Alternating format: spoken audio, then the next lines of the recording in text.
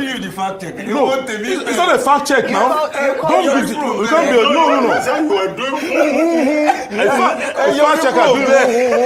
You will be doing fact checking on television. Exactly. So on that day, you said before the election. You know that's like. I asked my supporters to speak. Like after the election, I said when some people were threatening this and that, I said, let the person who they say has won the election go and run his government. And I immediately also said that you will see his weaknesses and failure and we will defeat him. That's what I said. So I cannot say, because I lost an election, I'm a patriot. I cannot say I lost an election, go and fight the government, don't cooperate with the government. I cannot say so. But I fought the last. But she said you specifically mentioned Tinubu. Tinubu is the president. Don't let us not look like we're joking with this job. Don't worry, Tinubu was sworn in as president. If I say support Tinubu as president, cooperate with the government, it's my right.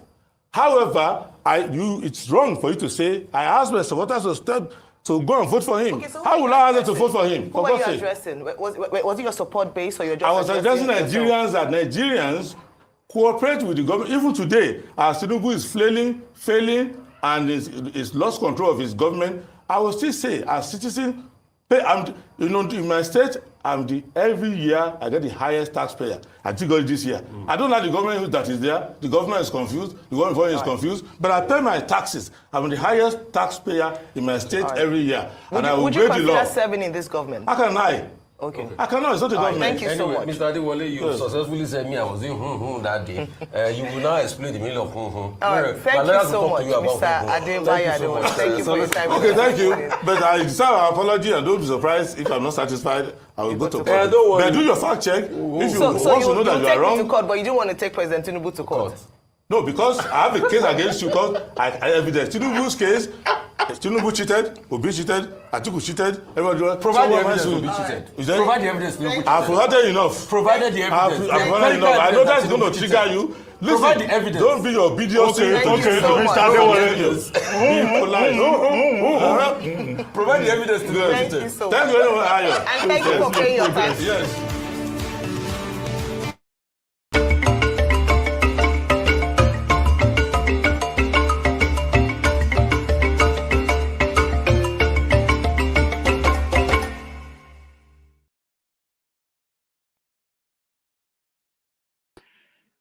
Hello, welcome. Out of 2.7 million white Afrikaners in South Africa, only 67,000 applied to migrate to the United States to take advantage of the express asylum extended to them by President Donald Trump. Those who applied were between the ages of 25 and 45. The Trump administration put the policy in place because of Trump's anger about South Africa's efforts on land reforms and the country's support for Palestinians in their conflict with Israel. Trump considers South Africa's land reform as an effort to take away land from white South Africans, whom he has offered an express path to move to the United States. The audacity of South Africa to take Israel to the International Criminal Court in The Hague for crime against humanity in Gaza has also annoyed Trump. Older Afrikaners who actually own the lands that triggered the policy change in Trump's America are staying behind in South Africa. It is 5:30 p.m. in Accra, Ghana, 6:30 p.m. in Lagos, Nigeria, 1:30 p.m. in New York City, wherever you're joining us from. Episode of 90 Minutes Africa. My name is Rudolph Okonkwo. My Panoma is on assignment. Since former Kaduna State Governor Mallam el-Rufai defected APC to join the SDP, Nigeria's political landscape has been electrified. With reports of more politicians making their way to the SDP, a powerful coalition is taking shape, one that aims to challenge President Bola Tinubu in the 2027 elections. On our show today, Prince Adewole Adebayo, the SDP's 2023 presidential candidate and the driving force behind Nigeria's most talked about political party, is joining us. As the leader of the SDP, the new power player in Nigerian politics, Prince Adewale will share insights on the shifting political dynamics, 2027 election strategies, and what it means to be at the helm of the party everyone is talking about. Here is a profile. Adewole Adebayo was born on January 8, 1972 in Ondo City, Ondo State. He is 53 years old. He attended St. Stephen Primary School and St. Joseph College, both in Ondo State. Adebayo earned a law degree from the Obafemi Awolowo University, Ile-Ife, in 1997 and was admitted to the Nigerian bar in 2000. He later attended law school in the United States of America before he was admitted to the New York bar. He is licensed to practice law in Australia, Canada, United Kingdom, California, New York, and federal courts in the United States. Adebayo's legal career began as a litigation lawyer at Tunji Abayomi & Co. in Lagos, Nigeria, and after 2 years of practice, he founded his own law firm, Adewole Adebayo & Co., House of Law, in 2002. One of the landmark cases handled by his law firm in Nigeria was the case between Femi Falana and the federal government, in which Femi Falana San contested the constitutionality of the contract between the Ministry of Interior, the Nigerian Immigration Service, and Continental Transport Technique Limited for the collection of combined expatriate and residence permit aliens card (SERPAC) fees. Adebayo represented Continental Transport Technique Limited in the case. He is a fellow, Chartered Institute of Arbitration, Nigeria, Singapore, and United Kingdom. Adebayo is the chairman, Blueprint Global Group, Washington, D.C., board advisor of U.S. Black Chambers of Commerce, and board advisor, National Black Chambers of Commerce, USA. In 2016, he established Kaftan TV, a television station that broadcasts in local Yoruba and Hausa languages. As a public affairs commentator who provides advice on national issues, Adebayo has been active in the Nigerian social activism space and participates actively in Nigerian politics as a member of the Third Force. On January 15, 2022, he declared his intention to run for the office of the Nigerian president and participated in the 2023 general election as the presidential candidate of the Social Democratic Party, SDP, a position he says he's willing to occupy in 2027. With the entrance of former governor of Kaduna State, Nasir el-Rufai, from the APC to the SDP, and the announcement by former Vice President Atiku Abubakar of a coalition to oust Tinubu and APC in 2027, Adebayo has swiftly denied SDP's merger with any other party, stating clearly that SDP is not a party for disgruntled people, in obvious reference to the new elements that are flocking to the SDP from APC, PDP, and others.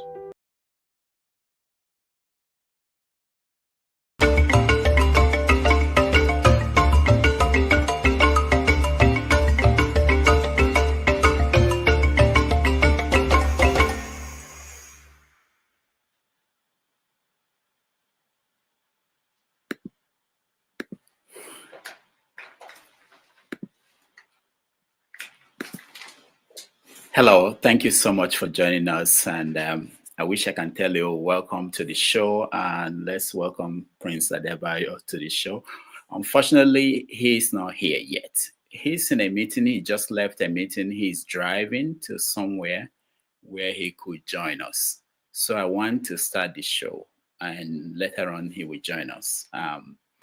If he's not able to, I will let you know. Oh, what am I saying? He's here. Oh my goodness. All right. Welcome to the show. Thank you, Rudolph. Wow, you flew. I mean, I wasn't expecting you anytime now. Yeah, I wasn't expecting myself, but I will still have to apologize that I've been in long meetings. That's what happens when things are moving very well. Business is busy, it's going very well, and you are no longer staying in a hotel room. Now you're everywhere. Yes. Nice to have you. Yes. So let's start the show. I know you need time to settle in, hopefully. Let's start the show typically the way we start it. In the news, I talked about South Africa, what's happening in South Africa. I didn't get a chance to talk to you before the show. So, and what is in the news is that Afrikaners, about 67,000 Afrikaners, were interested in coming to America to utilize Donald Trump's asylum that he extended to them. I wanted to know what you think about that. The fact that the people coming are young people between the ages of 25 and 45. The people that actually own the land that is behind the issue are not coming here. What do you make of that? Well, what I know is that Afrikaners came from Holland, Netherlands in those days, to the southern Cape of Africa, and they made a home out of that place to the point where they wanted to make the owners of the home homeless. And if now they want to move to America, it's a continuation of a intergenerational trait of moving from place to place. Let's just hope that a few hundred years down the line, Americans who are receiving them now will not be struggling with them later for the control of the land where they are moving to now. Because it is a matter of principle that humanity is one. And that principle is not accepted by everybody. There is nothing that is making them move from South Africa. It's not a weather issue. It is not any economic issue. It is basically that the idea of majority rule does not favor them, and they think that their racial identity is sufficient for them, and that should be the doctrine. So it's something to be careful about. But America has too. Both the guests and the people receiving the guests are also immigrants in the land. So immigrant receiving immigrant is no news. There was a way after the First and Second World Wars, there was Europeanization of America. Millions of Europeans moved to the US. So it's continuously, the US will continue to receive populations. So it's for Africans, it's not our problem. For Afrikaners, I want them to understand that it doesn't matter where you go. The principle that humanity is one and race should not be a factor in accessing power. You cannot escape from that. It's not geographically limited. Anywhere you go in the world, you will meet other human beings. Even if you run to America, you will meet them in America, you meet them in international engagement. And the earlier we accept it, the better for all of us that humanity is one and we must respect racial equality.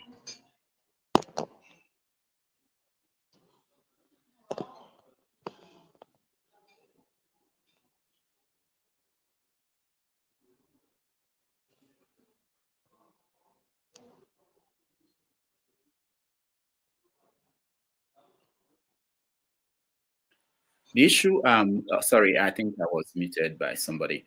I said, let's touch on another issue before we come to the issue of what's going on in Nigeria. That's about Congo, the situation in Congo. I couldn't hear you. You can't hear me? Can you hear me? Can you hear me? No? Now, yes. Now, yes. Okay. All right. So I said, let's touch another issue before we come back home to the issue that we brought you here for, which is the situation in Congo. Now, in Congo, there've been crisis, and anybody who becomes the president of Nigeria, we have to be part of the people who will find solutions to what's going on there. Recently, Donald Trump showed interest in Congo. The governments in Congo also are making efforts to approach him to see if he could help them solve the problem there. What do you make of the fact that African countries, the AU, are not able to deal with that situation in Congo, that the people of Congo, they have to run to America for help? Even when we became independent in 1960, one of the first international or regional crises that we will get into was the Congo crisis. That's where most of our military people cut their teeth.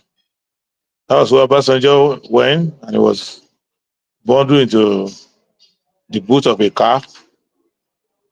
And our heroics in the Congo was one of the early baptism of Nigerian armed forces.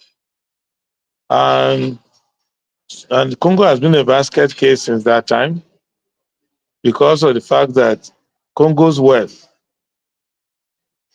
is so enormous that hardly can any country be honest when it comes to dealing with Congo.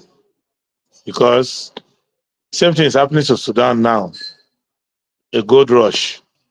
And I think part of what is happening to Nigeria in the Sahara, northwest area, and many parts, has to do with the scramble for minerals, especially rare earth minerals.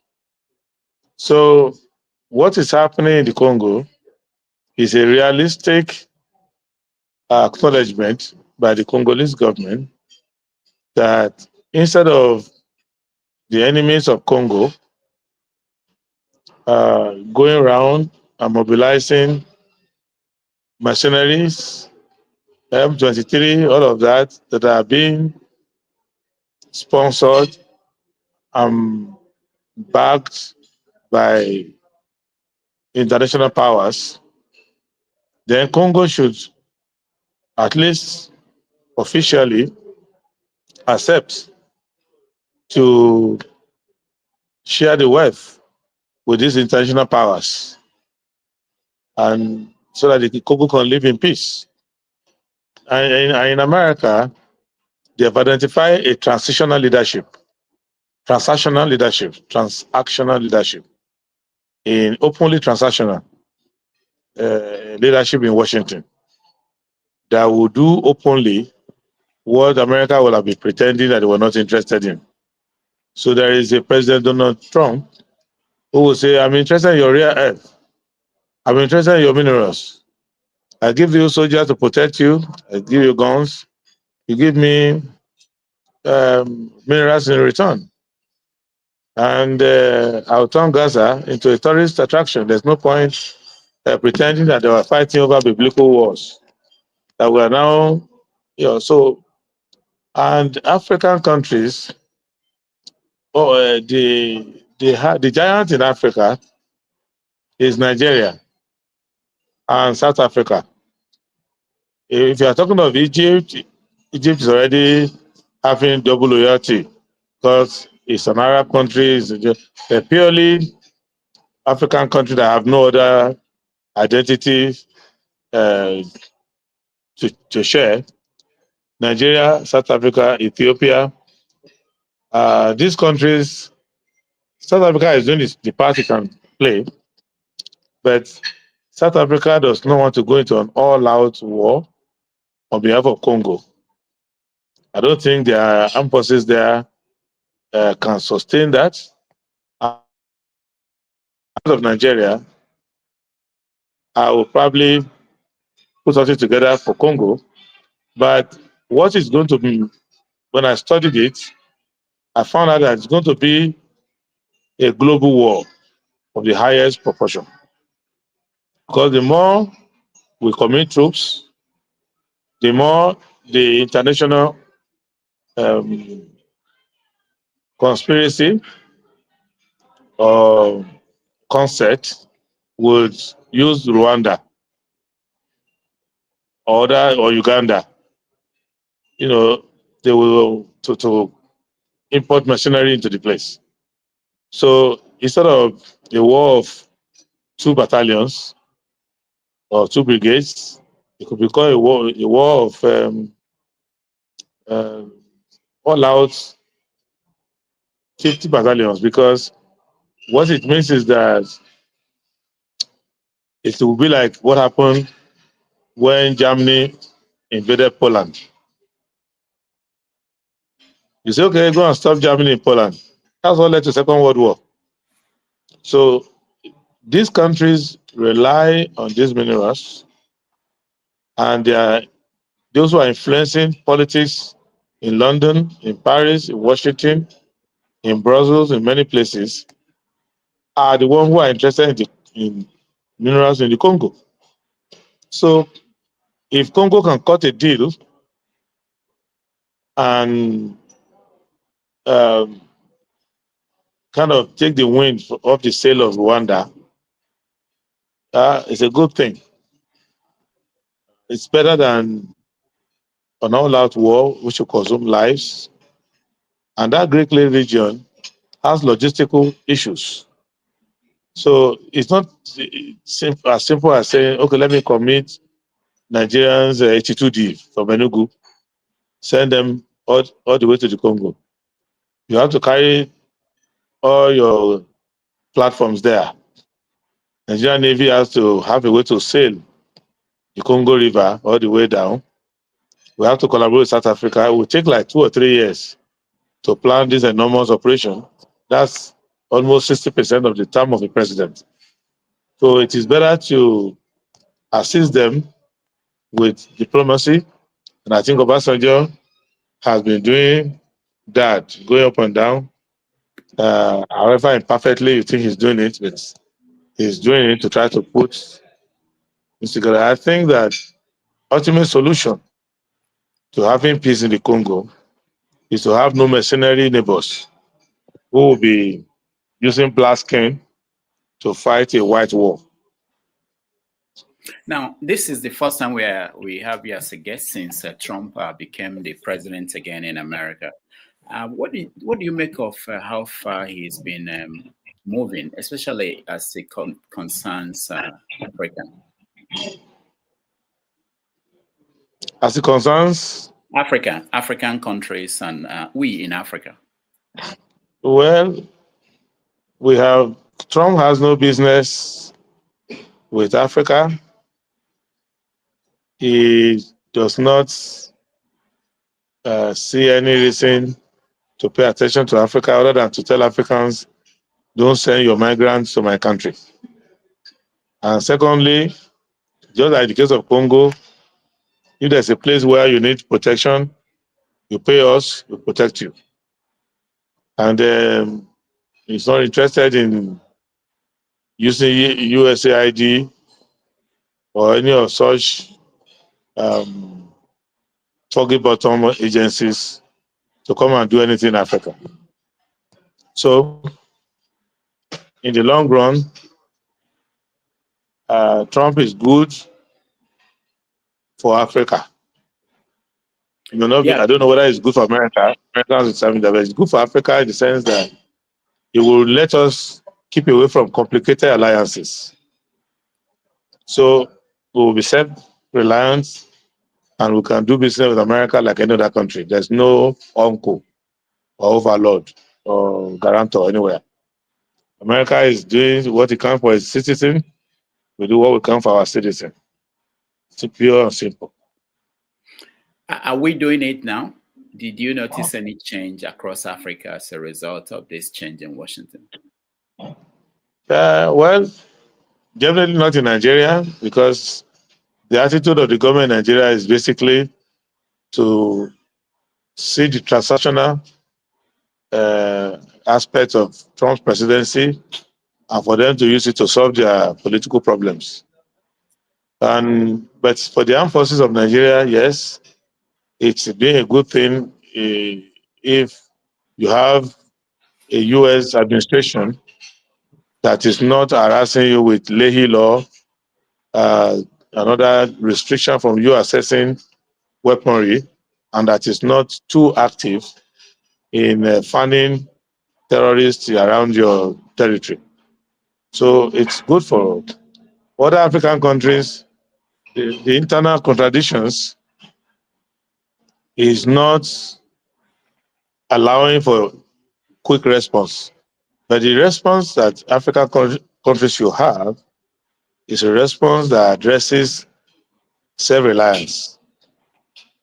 Anything you do towards self-reliance is very good. Some have taken it to have an embrace of China. Some have taken it as an embrace of Russia. But exchanging one master for another does not remove the tag of a slave from your body. So I think that I will advise African countries to see as much as possible practice self-reliance. It's not that easy as I'm saying it, but if you cut down your cost of living, cut down your addiction to free money, addiction to foreign goods and services, and you live according to the level of your productivity. So it will help African countries, and there can be creativity coming out of that. All right, let's come home to Nigeria. Several stories have been out there, and recently it was a session in Rivers State. What do you make about the state of emergency in Rivers State? Well, the conditions that advise the state of emergency in Rivers, if they are valid, then it's enough to declare a state of emergency the whole of Nigeria as a whole. So, because everywhere you go, there are political crises. Everywhere you go, there are security challenges. Everywhere you go, there are threats to infrastructure. So if those are the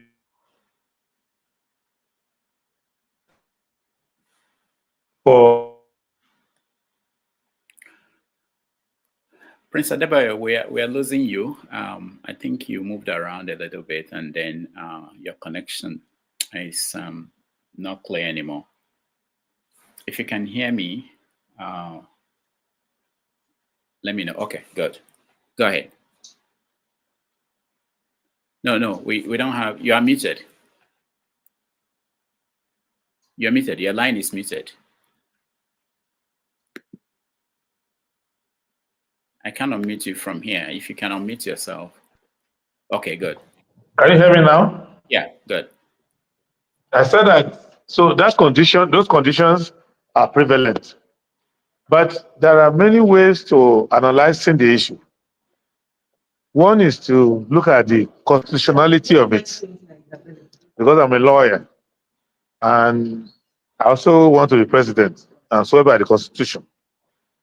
So, in terms of what has happened in Rivers State, thank you. Sorry, I'm transitioning to a car, so if it's changed, you know. Yeah, we understand. Yes. Thank you, guys. This is how politicians do it. Yes. No, I'm not the one driving, so you don't have to worry about my head. So, and there will be a transition soon for.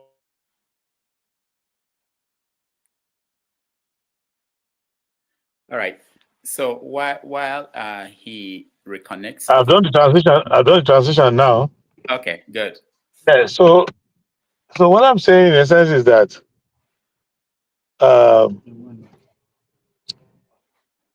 the decision came from the president declaring a state of emergency in Rivers State, and the president declaring a state of emergency is not a constitutional problem. It is not a constitutional problem at all. It is a commander-in-chief decision. Now, I have not read the security report which warranted the president to declare a state of emergency. So I am not able to say categorically that if I was sitting on that seat, I would not declare a state of emergency because I have not read the security report. But the political environment leading to that declaration suggests to me that it was politically mismanaged. However, I have not read the security report, so I cannot say that, oh, the president shouldn't have declared a state of emergency. No, I have to read the report. But why I'm not worried about the president is that a president declaring a state of emergency is meaningless, except he can have the National Assembly agreeing. So those who drafted our constitution didn't want any person to become a dictator and declare a state of emergency. They wanted another arm of government to thought of it, to look into the reasons and say, no, there's no emergency, or yes, there's emergency. It is a matter of fact that 2/3 of the National Assembly already approved that. So there's no doubt about that. Therefore, it has gone beyond President declared a state of emergency. It has gone to President and National Assembly declared a state of emergency. Now, the one that only the third arm can handle is whether the president, under emergency powers, can remove, suspend the governor, the deputy, and the elected House of Representatives. If you ask me, sitting down in my law firm, in my chambers, whether the president can do so, I'll tell you he cannot. He cannot. So, the other argument anybody can give you is that the emergency condition itself is caused by those three people. Is it the governor, the deputy, and the house that are causing the problem?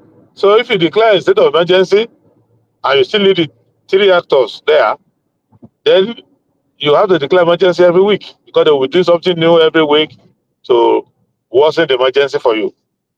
So to take control of that territory, that's why he did it. But we have the courts where the governor, the deputy governor, the House of Assembly, and the Attorney General of the state in fact, the Attorney General of Rivers can go straight to the Supreme Court and file a suit that will make it easy for the Supreme Court to determine whether the suspension is regular or not. In fact, the National Assembly could have approved the emergency, but not approved the suspension. So it's clear to me now that it is a political consensus in Abuja that Rivers government should be suspended and emergency rules should be put there. That's what I see. And I have spoken to a number of senators. Why did you vote for it? First, did you vote for it? Yes. Why did you vote for it? They gave me their reasons. And I spoke to senators across different parties. And what I told SDP when we had our own meeting and we condemned this, we were to condemn the emergency declaration. I told my party, I met my national chairman, I said, hey, before we as a party should condemn it, let's ask our own members. Because if our members are going to vote for something we are condemning it, we will look stupid. Because we have 2 senators. We have House of Representatives members. sorry, let me warn you, I'm trying to cross a long bridge. So if the signal fails, it's not because I've done something evil. It's just because. All right. All right. I think we got it, and it's failed already. Now, So okay. Okay, go ahead. so we said, let us ask our members. This is the position of the party on the matter. Do you agree with us? If you agree with us, don't vote for it. If you don't agree with us, tell us the reasons so that we don't go out and say it is wrong because we believe it is wrong. Somehow we're able to reach a consensus and we say it is wrong. That's the SDP position. Later, I saw some other politicians holding press conference, joint press conferences together, and they say Tinubu is wrong to declare emergency, but their own senators were voting for it. So, and the House of Representative members are voting for it. So that aspect, I leave it to them. But our position as a party, we have been consistent, and our members have assured us that they are taking the line of the SDP. That's all I can say about that. Okay, so you mentioned the National Assembly and that they approved it. Did you watch the procedure? Do you think that is according to the Constitution? People raise issue with the procedure they use, both in the Senate and the House of Rep. I'm not a member of the National Assembly, and I have had opportunity to be a member there. It's not a place I want to be a member. And I know there are rules. They have not complained. They have actually issued their vote of proceedings and submitted it to the president and gazetted it. And there's no, and they have met after that. No member has stood up there to say my privileges were breached. I was not allowed to vote, or I was not given sufficient notice. The only thing we who are outside the chamber are concerned about is that when you say two-thirds, we don't expect you to use voice votes for two-thirds because that is not mathematically ascertainable. But those who are experts in sound technology, who know the sound of two-thirds, will tell us whether it amounts to two-thirds. But the nay was very feeble. So, in the case of the Senate, they went into a recess. They went into an executive session or some closed session to vote on it. So, and none of them, I've heard of Dixon, who said he spoke against it, and one other person, and I can talk about my own, what our own senators told us, and we believe them, and because they could have said, well, we want to vote for it. They said they will not, and we're okay with that. So, but it looks to me like the majority voted for it, and got the number. Maybe they didn't want people to shame them on the street. That's why they went to they agreed to voice. So Yeah. because they just didn't want people to say, "Oh, you voted for it," but the three senators from Rivers, whose state is to put under emergency, they're the ones who cried the loudest. They appear not to be worried about it, and I think the House of Representatives delegation from Rivers cannot be less than 11, and they too have not complained. So I think that they've got the number, but people may not want their constituents to know that that's where they voted. So it's now left for every constituency where there's a meeting for you to ask your representative, did you vote for this or not? If it's of importance to you as a constituency. All right. You mentioned the people who are part of the crisis. You did not mention Wike, the minister in charge of the Federal Capital Territory. Do you think he has no role to play in what happened and what is happening in Rivers State? Look, I personally want to believe that for a presidential candidate, for a person who wants to lead the country, discussing personality and 40-year-old whiskey and all of that is not my, it's infradig.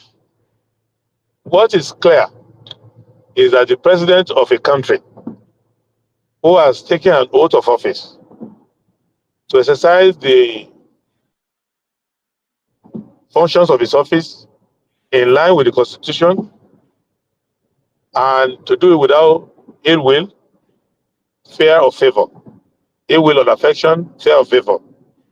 And to only act in the best interest of Nigeria. That president has declared emergency. And 360 members of the House of Representatives and 109 senators have not stopped him from doing it. So whether there's a politician or some gladiator that is responsible for why he did it, I don't want to go beyond saying that the president did it, because I don't want to go into the realm that is speculative and silly. But I am aware that there has been a dispute or controversy of tussle between the former governor, who is now a minister of the Federal Capital Territory, and the present governor. And none of it has to do with the welfare of Rivers people.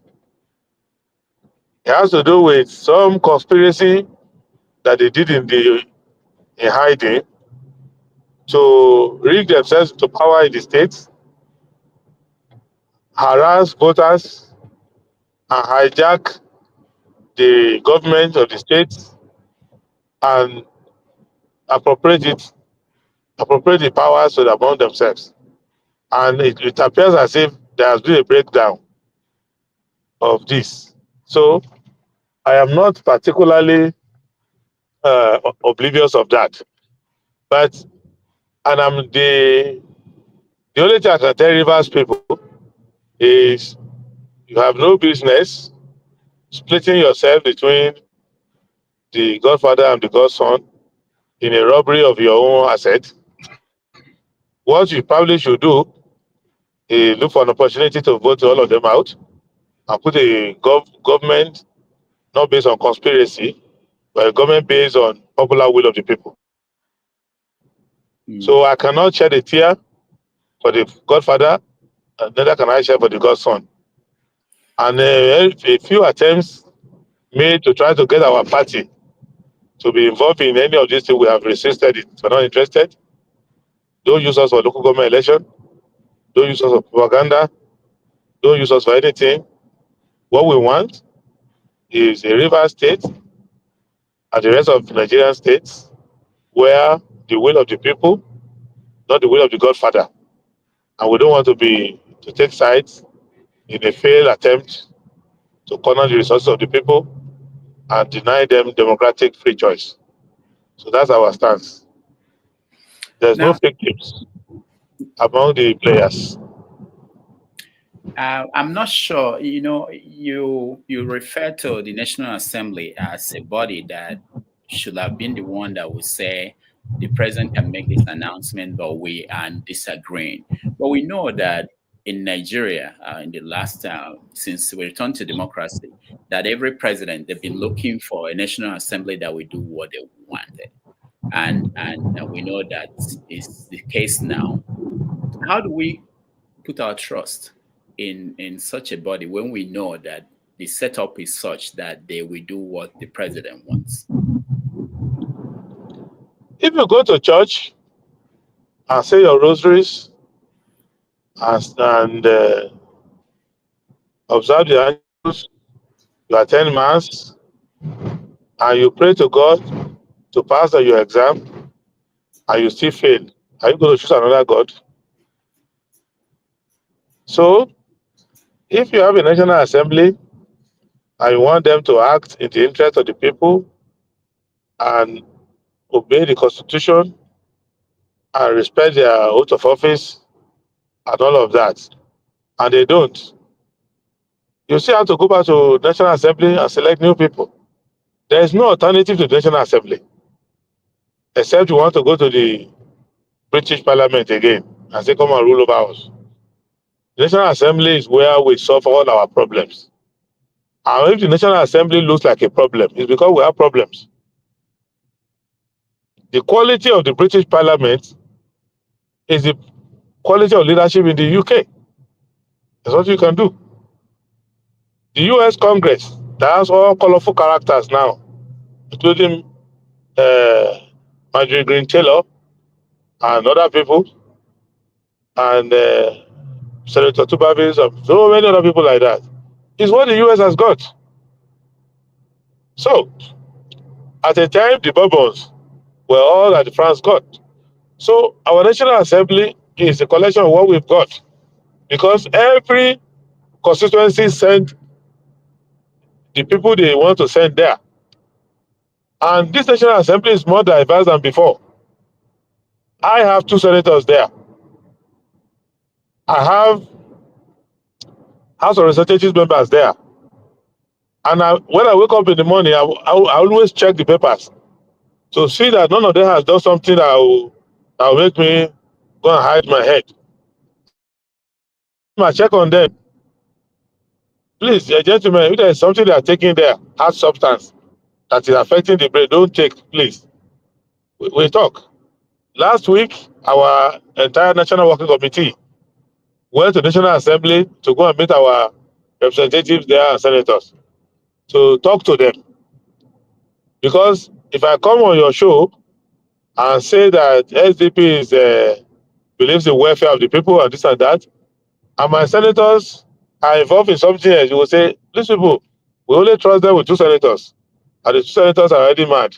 How can we trust them with more? So every person talks about National Assembly as a whole, but they are not ready. I've not seen that readiness for you to go to your own local government.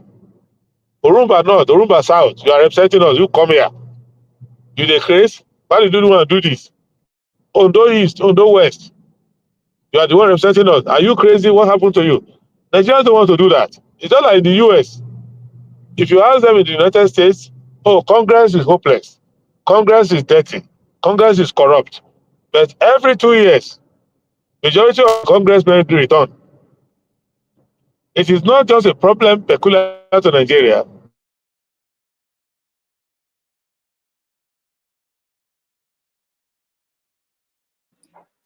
I think we lost him for a moment. What we're going to do now is we're going to take a break. When we come back, we continue the conversation. We'll give you the chance to also weigh in, and hopefully he will soon get to where he's going so that he will be able to be in one place. So they give exception to their own people.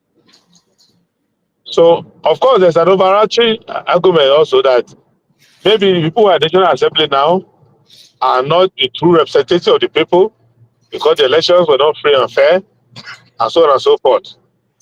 But bottom line is that the National Assembly we have, we can only change the members inside it. We cannot say that we don't trust our National Assembly. No, we cannot. We can only say the people who are there now they are not of top quality, and we have to now go from constituency to constituency to try to change them. Like the one representing me in my home constituency. We in Ondo City, Ondo Kingdom, we have a representative because we have 2 local governments inside the city. We said we don't want APC ever, we don't want PDP ever. So we went and looked for a party that had no representative at all, which was ADC. And we look for somebody who has never been a member of any legislative anything. All the juggernauts, including 2-time governor, senator, everybody from the city went one way. The common people went the other way, and we elected a freshman for ADC. Prior to that, in fact, during that election, many people in our constituency did not know the full meaning of ADC. So they just Maybe they thought it's aid camp or something. But the decision was made that the governor of the state, who was from Ondo, the senators, whoever, we are going to show you now that we want our own representative. And we elected him. He has his days there now.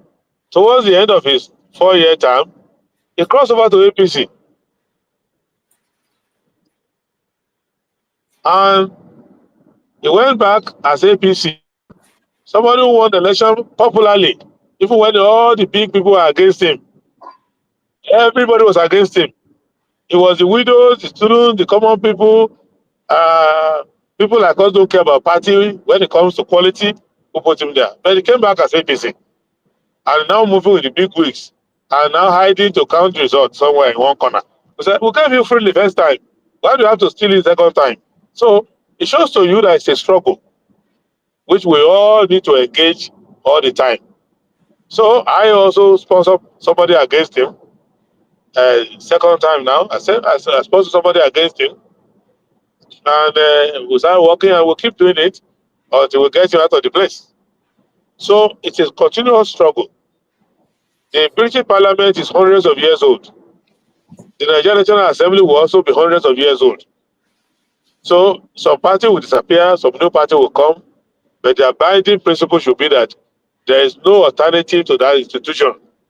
You must converge in the parliament to discuss your issues. All right.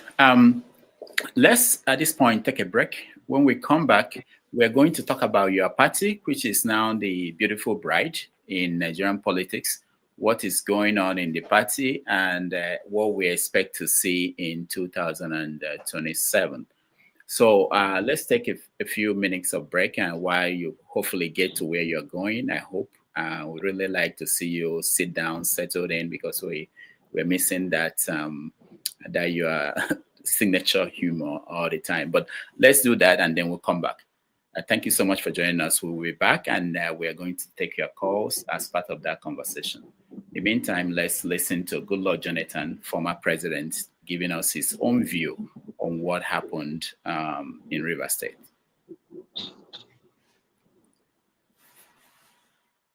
Look at America, look at everywhere. So hardly for former presidents to make sometimes you see and you believe. And of course, what is happening in Nigeria today regarding the situation in Rivers State is like an Indian proverb that said that if somebody is sleeping, really sleeping, you can easily wake up that person.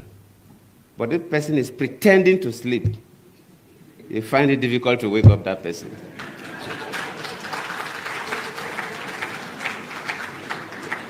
The key actors in Nigeria, from executive to the legislature, luckily Senator Binta and others are here, and the judiciary, they know the correct thing to do. But they are refusing to do it. They are pretending to sleep. And waking such a person is extremely difficult because the person knows the right thing. A clear abuse of offices, clear abuse of power, clear abuse of privileges, cutting across from the three arms of government, from the executive to the parliament to the judiciary. And I always plead with our people that whatever we do affects everybody. And sometimes we do things and we think that it doesn't affect us. I've been a president before, and even after leaving office as a former president, people get to me. Why is that our passport is not valued that much? Why is that Nigerians are not given the kind of treatment we're supposed to receive at international airports? Sometimes we think it's because of Yahoo boys or 419ers. No, not only them. Yes, they are part of the problem. But whatever happens in a country, decisions that are taken by the executive arm of government, decisions that are taken by the parliament, judicial decisions affect everybody. For example, no businessman can bring his money to invest in a country where the judiciary is compromised. Where a government functionary can dictate to judges what judgment they will give. No man brings his money to invest in that economy because they are taking a big risk. So whatever we do affects everybody. And if we must build a nation for our children and our grandchildren, no matter how painful it is, we must strive to do what is right. It may cost us, but we must endeavor and pay the price to insist on doing what is right. Whether you're holding an executive office as a president, a minister, or a governor, or a special advisor, or executive, whether you're holding an office in the parliament, senate, or rep, whether you're a judicial officer at the high courts or appellate courts, we must strive to do what is right. If we want to build a nation that our children will be proud of.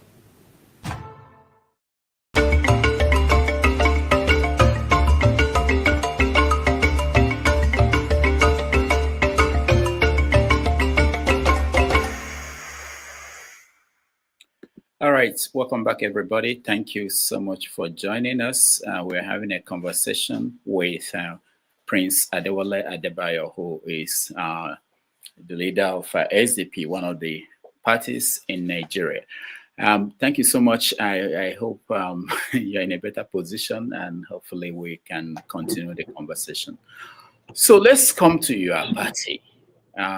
Somehow, Judge Benashaw said that there are two tragedies in life. One is not getting what you want. The other one is getting what you want.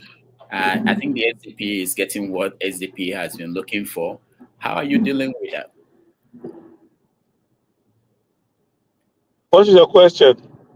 How are you dealing with the tragedy of getting what you wanted? You've been looking We have not gotten what we wanted, actually. But we have hope that we will get it. What we wanted was a mass movement of the Nigerian people who have not been in politics before, or who were disenchanted with politics and thought that they could not participate anymore. We want the power of the people. So when we set up our system, it's like you set up a refugee camp in a war, whether the war in Gaza, the war in Liberia, or the war in Sudan, or the war in Ukraine. Set up your refugee camp so that internally displaced civilians can come and take refuge there. But it is the warlords that are not coming to take refuge in your refugee camp. So you cannot say don't come, but they want to come fully armed as well. So, and that is what we are dealing with. We want Nigerians to come. The Nigerians who are coming now are the Nigerians that Nigerians are worried about. And so we see it as an opportunity to have a conversation with the Nigerian political class. And that's why you see me go up and down to say, okay, well, you are welcome to us because you are a Nigerian citizen, you have some of these qualities, you are welcome. At the same time, what happened to you where you're coming from? And how do you survive here? Where you are a general, where you come from, but here, you're just a civilian who's a refugee. How do you cope with that? And do you want to launch missile from here to the other side? Are you still engaged in active warfare over there? Or you just want us to use us as human shield? Or what is it that you want to do? And these are the things. It's just like you interview, if you've worked in the United Nations Commission for Human Rights or United Nations Commission for Refugees, when they are profiling people who are seeking asylum, they'll be asking them questions like, were you a combatant? Were you involved in abuse of human rights? Did you commit war crimes? And so that we know where to send you to, so that we don't mix you with the rest of the population. So that's what we are doing. So it's not as if we are snubbing those who are coming, but you have not seen anybody throwing a parade on the street. So we are looking at everyone critically, but with warmth. Have you rejected anyone? And is there anyone that you can say, no, this person cannot come to your party? The Constitution does not allow you to do that. The Constitution doesn't allow you. Okay. Just like INEC cannot reject you. Mm. So nobody can reject you. So we can't. Even if you send a candidate that is wearing primary school uniform and with a finger bottle in the mouth, and you file an affidavit that the person is 40 years old, wants to run for president, INEC will say, okay, that's what you say, you file it. It is somebody else who will go to court to say, no, this person is not 40 years old. So a political party is a creation of the Constitution. So you cannot say, oh, you are too troublesome, don't come. You cannot. But when they come in, trouble to expel them. Or when they want a position that you don't think they are qualified for, you can refuse to give them. But you cannot say, join. The criteria you will use will offend the Constitution. If you say this person is corrupt, they will say, where is the conviction? From the court of law. If you say this person is a bigot, one person is bigot, another person is champion. So that is the problem. Why it's better for you to just let them come in. But what you do with them is now a question of wisdom and leadership. Yes, wisdom and leadership. So let's look at that.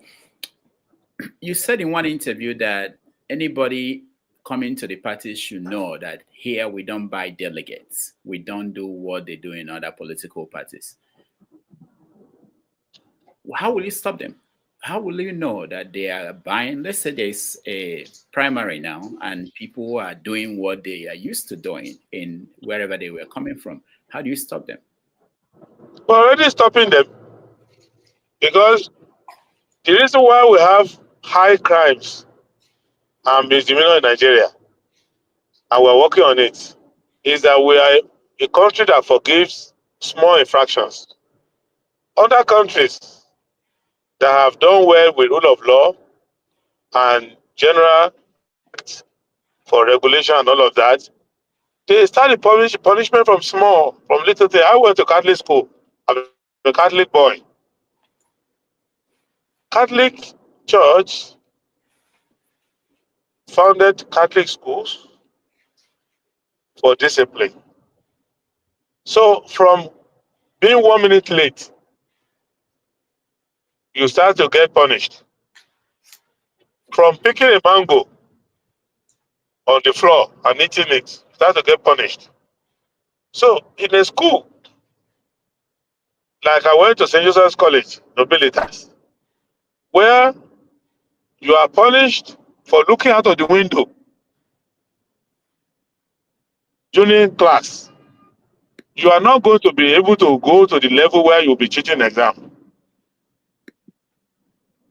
Because from the little things that other people will wave away and say, wait for, oh, it doesn't matter. You will be brought to the assembly and disgraced there.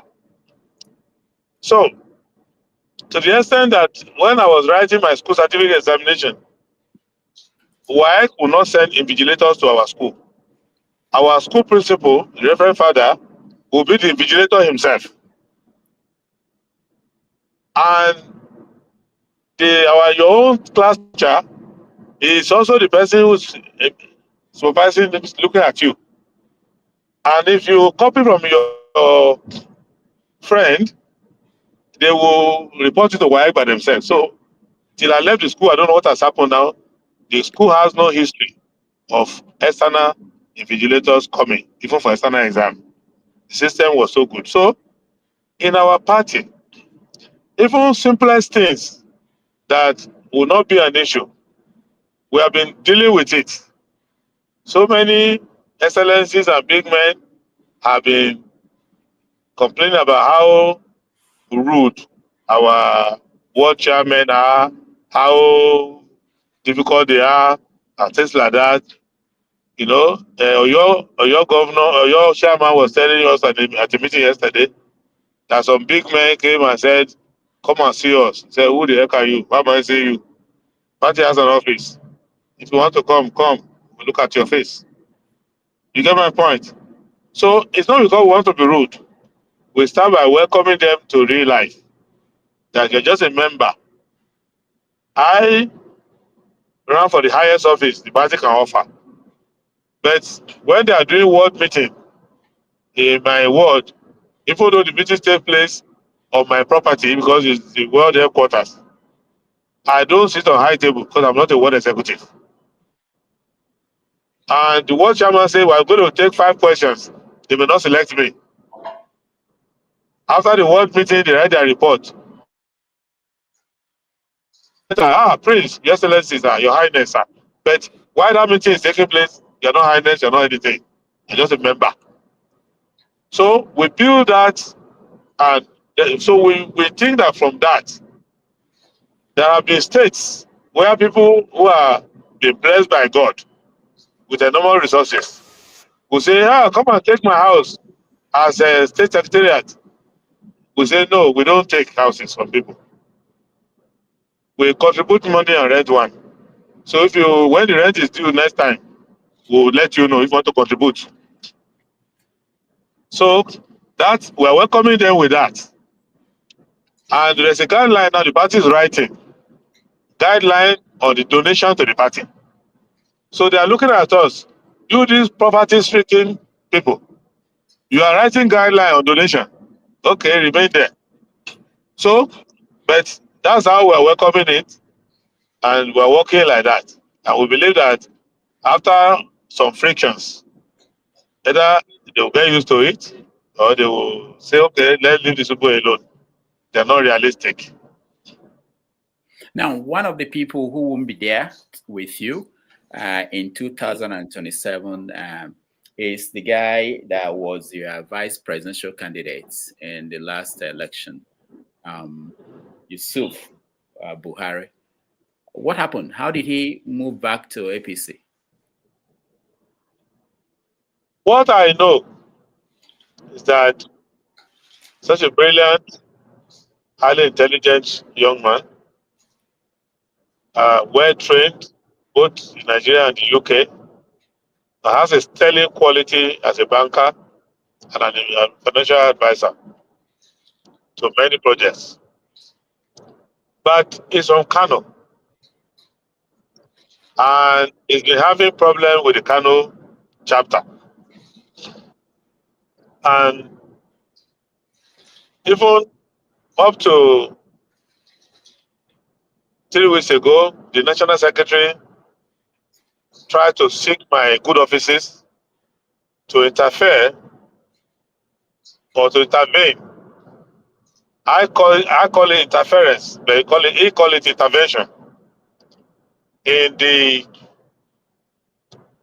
matter, because I heard that he was suspended from the party. And I thought that it was a party affair and the party should deal with it and take the appeals from the Kano branch all the way to the national. I didn't think that because he was my vice presidential candidate, I should interfere in it. But the national secretary thought that I should intervene, at least to try to get the national to give him all a kind of reprieve. So I'm not listening to him make a speech. If he has made a speech, I've not seen it on why he left. But I know that he's not been active in the party, and the suspension they gave to him had not allowed him to participate. So, but despite all, I regard him as one of the best brains of this generation. And what I find a bit problematic is if he can live with APC, with what I know of him, he can live with them, with how they are damaging the country and the crisis they are causing now. Because I know that if he was still with us, he will be one of those who will be dancing on the street over this emergency declaration in Rivers. So can he live with something like that, for example? Because this is one decision they've taken since he joined them. Will he be boiling at home now or crying or what? Because even he was a core leader of the NSAS in Kano. So he's not a person who is shy. And in our campaign, he regarded even me as too soft, not radical enough. So I don't know how he's going to survive there.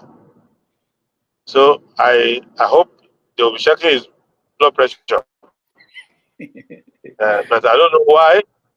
Maybe, but I believe that whatever rationalization he's giving must have to do with his problems with the Kano branch of the SDP. It's a domestic issue for him, local issue in Kano. Now, I saw your interview on Arise TV, and you were talking about el-Rufai joining your party.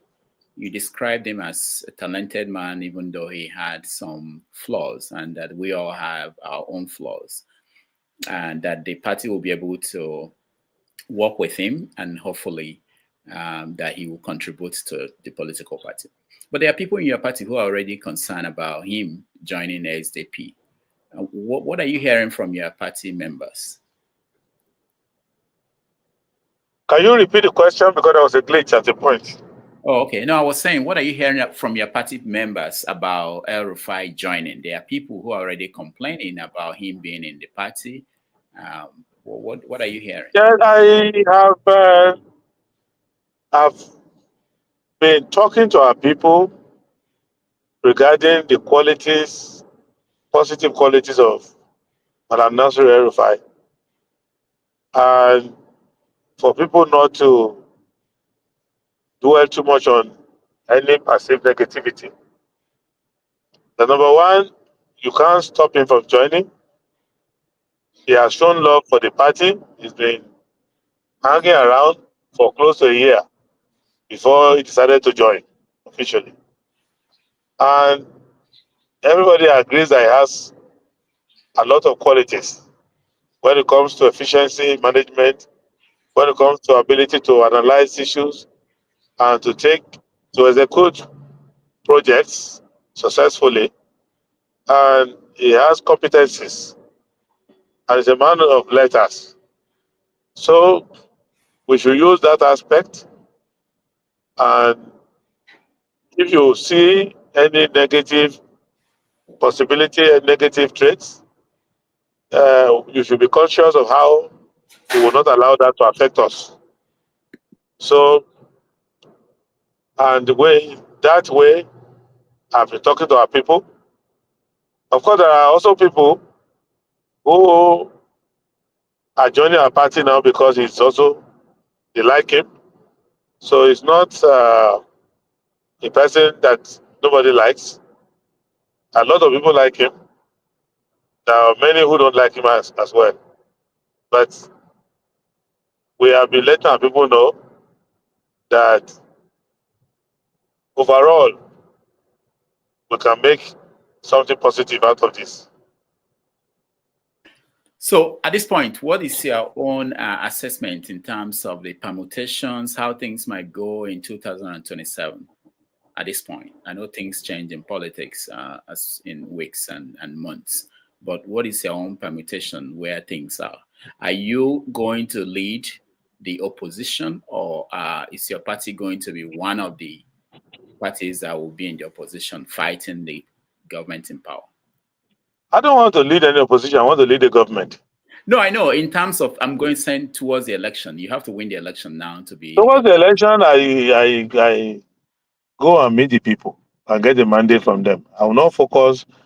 And right now, I'm focusing on the errors of the government. I'm pointing out the errors, their violation of the Constitution, especially Chapter 2 of the Constitution. I'm doing all sorts of things to highlight alternatives that we can adopt that will remove poverty and insecurity from our country. So towards the election, we will go to the people to say, okay, you've been hearing us for the past 3.5 years. Make up your mind now. Are you voting for us or you are voting for the people oppressing you? So I don't want to focus.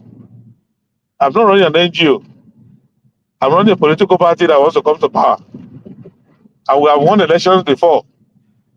And we can win again. And I saw what we did in Kogi. I saw what we did in Ekiti. And I saw how we won the seat that we won already.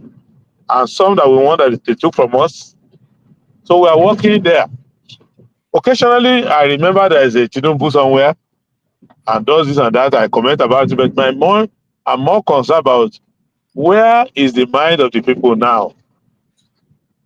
Is the mind of people clear that the reason why we're in trouble is because we couldn't elect a good government?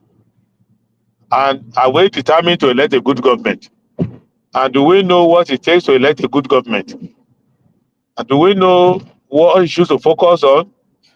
And that when election time comes, you are not going to be hearing about somebody's girlfriend, somebody's pastor, somebody is imam of this person, religion, tribe, all these other things that are not relevant now. That you will focus on the fact that we are not adopting very good policies in government. And the reason why we are not adopting very good policies is because we are not electing good people who understand these policy options. And the reason why we are not getting good people who understand these things because the political party system weeds out good people and allows people who spend money and propaganda to get through.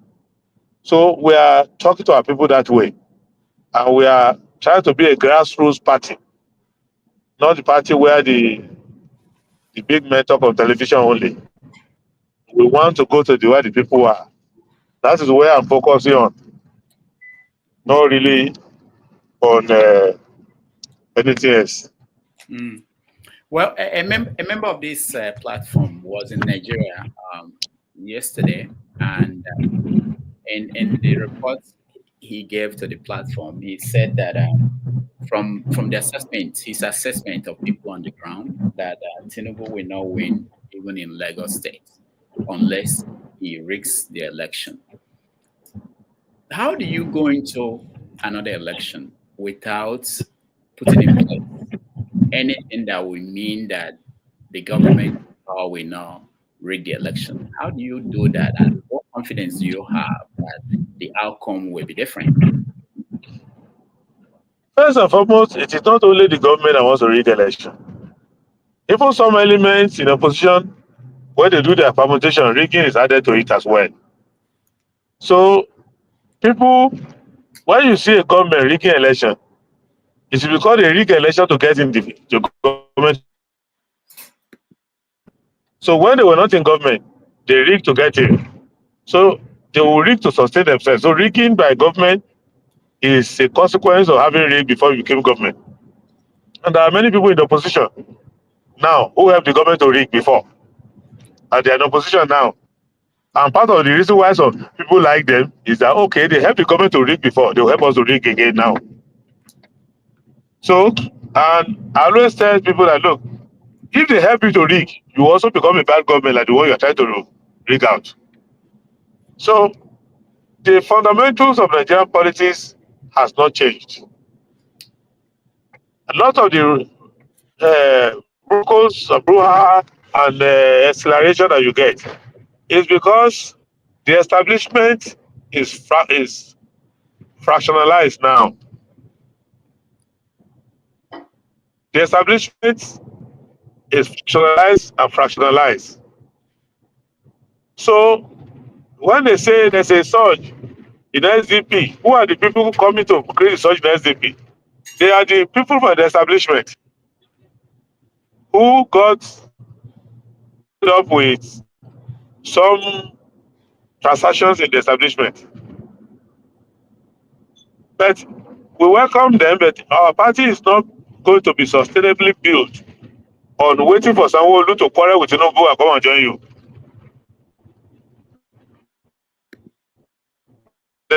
Fubara to quarrel with Wike and come and join you. Or possibly Wike be removed as FCT minister and he gets annoyed and comes to join you. What is going to change politics fundamentally is for Nigerians who stay away. The nearly 70 million people who stay away last time, for them to come now and say we are ready to put an end to this thing. And Rudolph say, look, I'm quitting New York, I'm going to Nigeria, and I'm joining SDP. We will not agree. Not to wait for us to be preaching blue and black and come and intervene us. So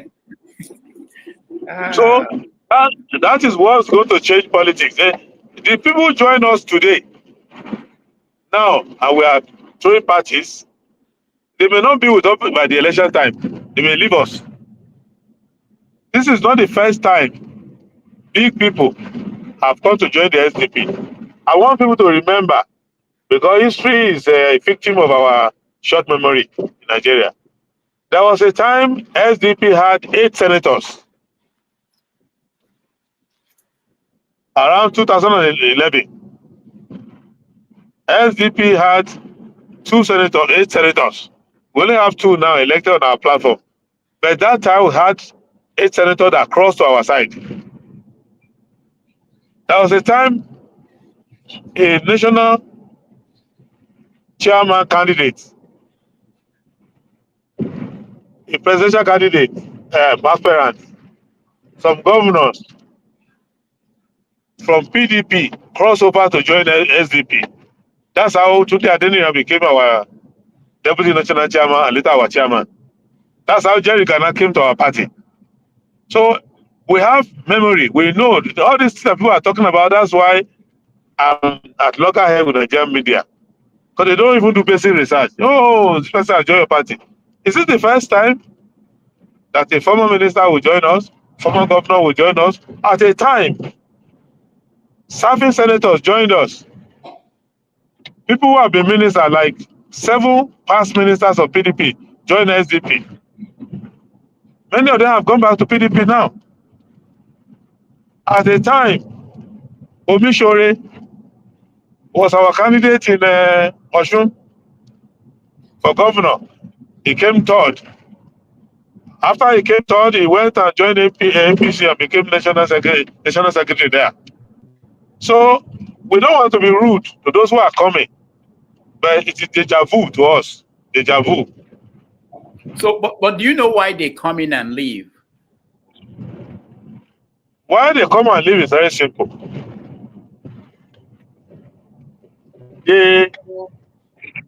Not all of them, but a lot of them only leave their party because of personal grievances. Either they have been slighted, or they feel cheated, they feel unjustly treated in either party nomination, either also for leadership, either just general disrespect. It's not because they have changed their ideology. Those people are still their friends. They are still their ideological soulmates, if there's anything that can approximate an ideology. So, but they are crossing to us just like when you annoy your wife and she goes to the living room to be watching TV on her own and leaves the bedroom to you. She has not divorced you. She can even go to your sister's house and don't want to see you and go and live with your sister. And your sister will call you out. Your wife is here. She's not smiling at all. And after 3 days or 4 days, you pack her back and come back to your house, or you go and beg her, take her out and go on holiday with her. She still continue with you. So, but maybe somebody will be eyeing her in your sister's house and say, "Oh, this is a brand new lady," but he will lose his deposit because she's going to come back and be with you eventually. So that is part of it.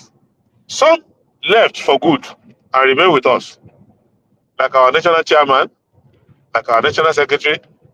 They left for good, and they came to the conclusion that, look, this old politics of rigging yourself in, raising a lot of money, and sharing the spoil of office is not sustainable. Let us change our politics. So there are people who left, and they left for good, and they're with us. So there are many issues why they leave. And those who go back for the same reasons.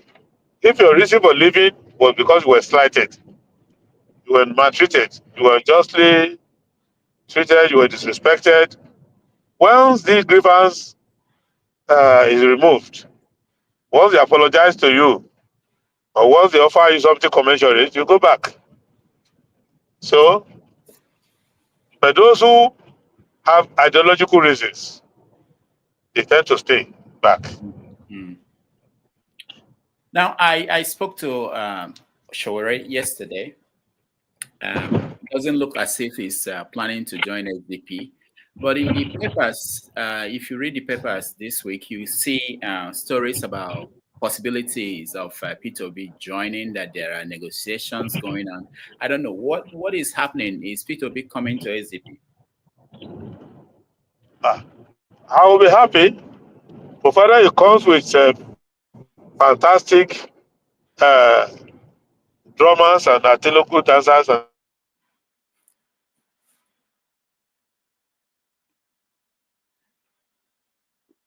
I think we lost you. Everything, so that it just doesn't come wearing that black dress.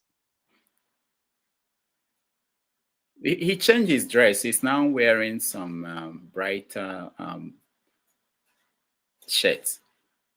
Did you see him recently? And come quietly in one car. Prince, we are losing you. We can't hear you. Yes. Can you hear me now? Okay, go ahead. Yeah.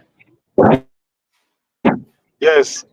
So I welcome Governor Peter Obi, provided he doesn't come wearing that dark dress and quietly. He comes with dancers.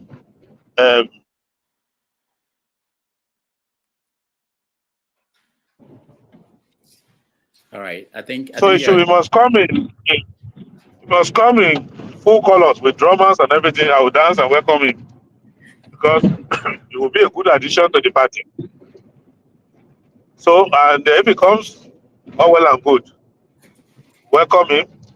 He has some good qualities that we can use. So, and there are a lot of people who like him. So, who don't like us now? So, they'll start liking us once they see him with us. So, and but if he doesn't come, I won't be too surprised, because this is the third time that he has tried to come to us. Even in 2023, 2022, he tried to come to us towards 2023. We only had a minor disagreement. And that minor disagreement will look minor to us, but it looked big to him. That's why he didn't stay with us. He went to Labour. So he's not somebody who is not familiar with us. Mm. So now, very interesting that you said that. People are saying that from speculations in the papers, the reason why it hasn't happened is because there is this disagreement in terms of who will be the leader of the ticket. And that has come up with el-Rufai joining and other people, Hamza, Mustafa joining and things like that. Are you, I saw this on Arise TV when you were interviewed. Are you concerned about getting the ticket, the presidential ticket of the party? I don't, because of the glitch, I didn't hear your question. If you can ask the question again, I'll be happy. Okay. I'm saying that there are people who are expressing this concern that with the people coming into your party, that everybody will have to fight for that ticket.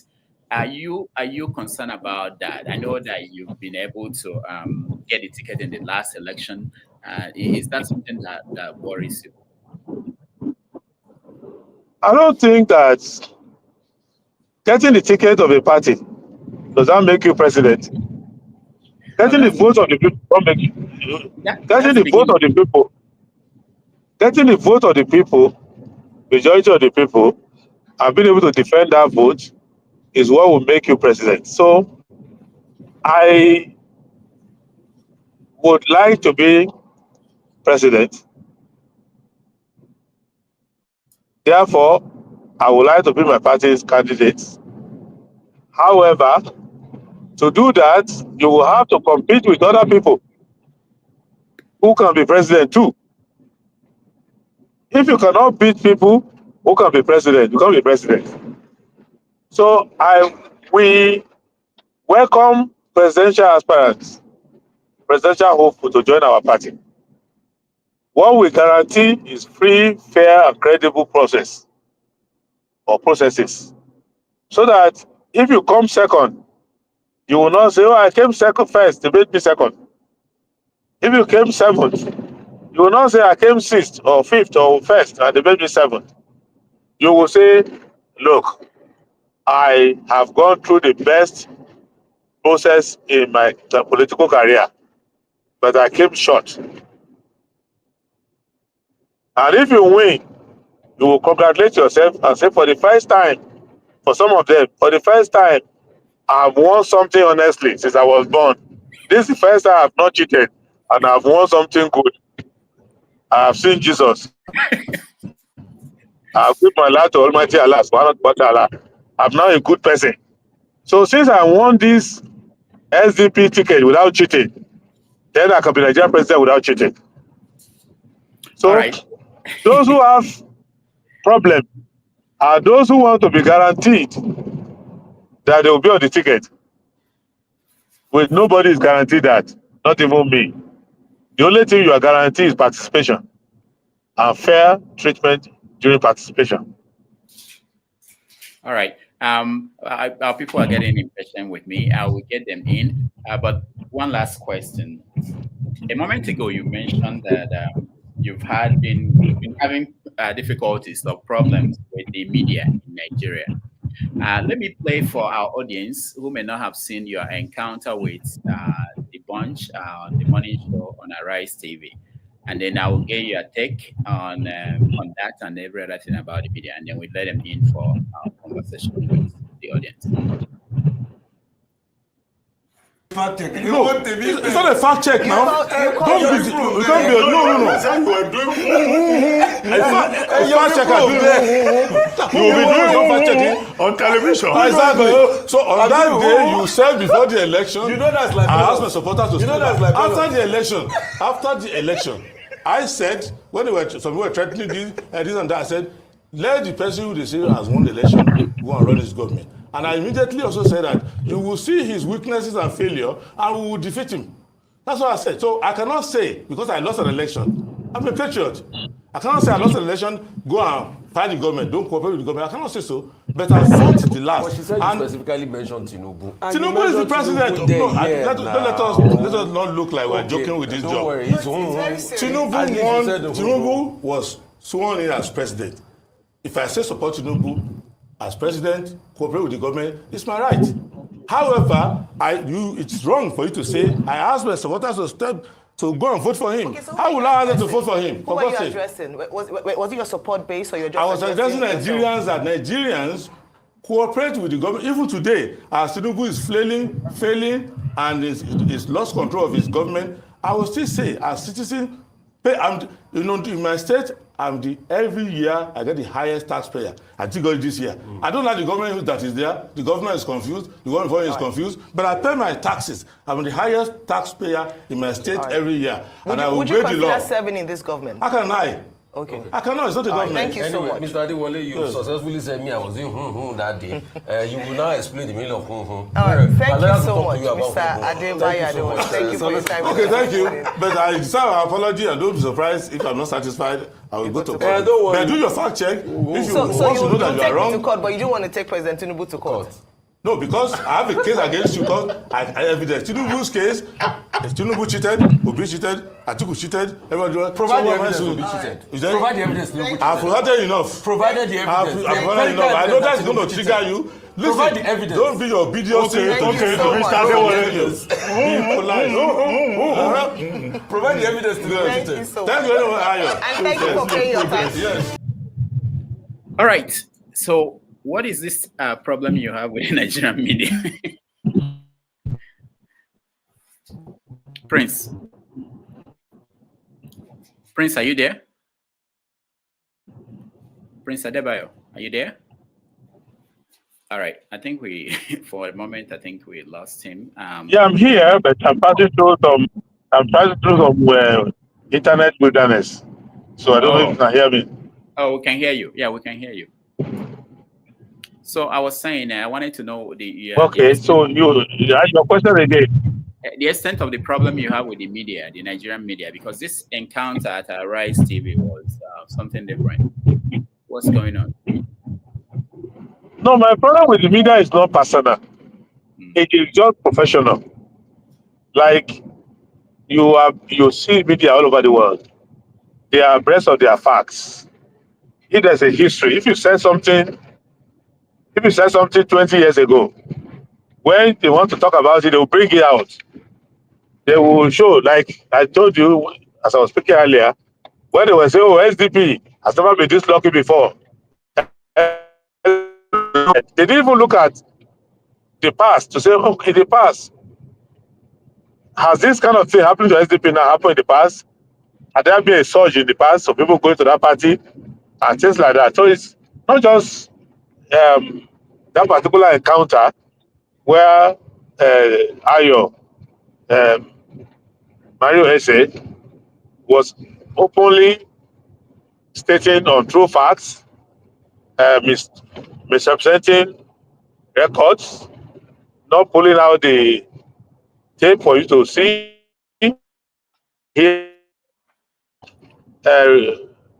showing the text on the screen and mixing everything up and trying to get away with having said something that was blatantly untrue. So it's just a general problem of making sure that if you are doing anything that is professional, just do it professionally. The same way you'll be frustrated with lawyers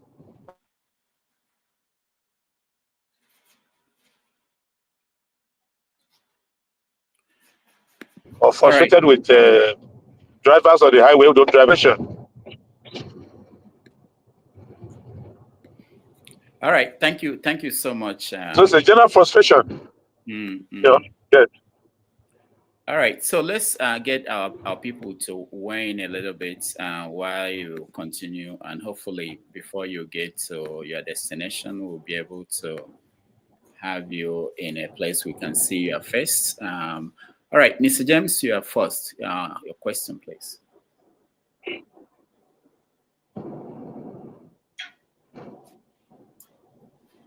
Mr. James, we can't hear you. All right, let's go to Femi. Femi, you're next. Yeah. Good afternoon. Good morning, Prince. Just a quick one. With the way INEC continues to play offside, is there any point in even having elections talk less of contesting?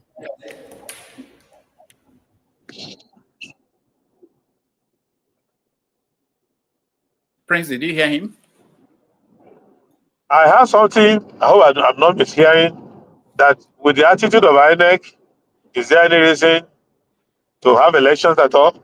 Yes. Of course. You can only pray for a better INEC. You cannot suspend elections until then. We'll use the elections to push INEC. And the election we're having now, they are not proper elections, but there are many aspects that they used to cheat before that have been blocked now. So with beavers, so only that the NEC is still sabotaging the beavers, like in Kogi State,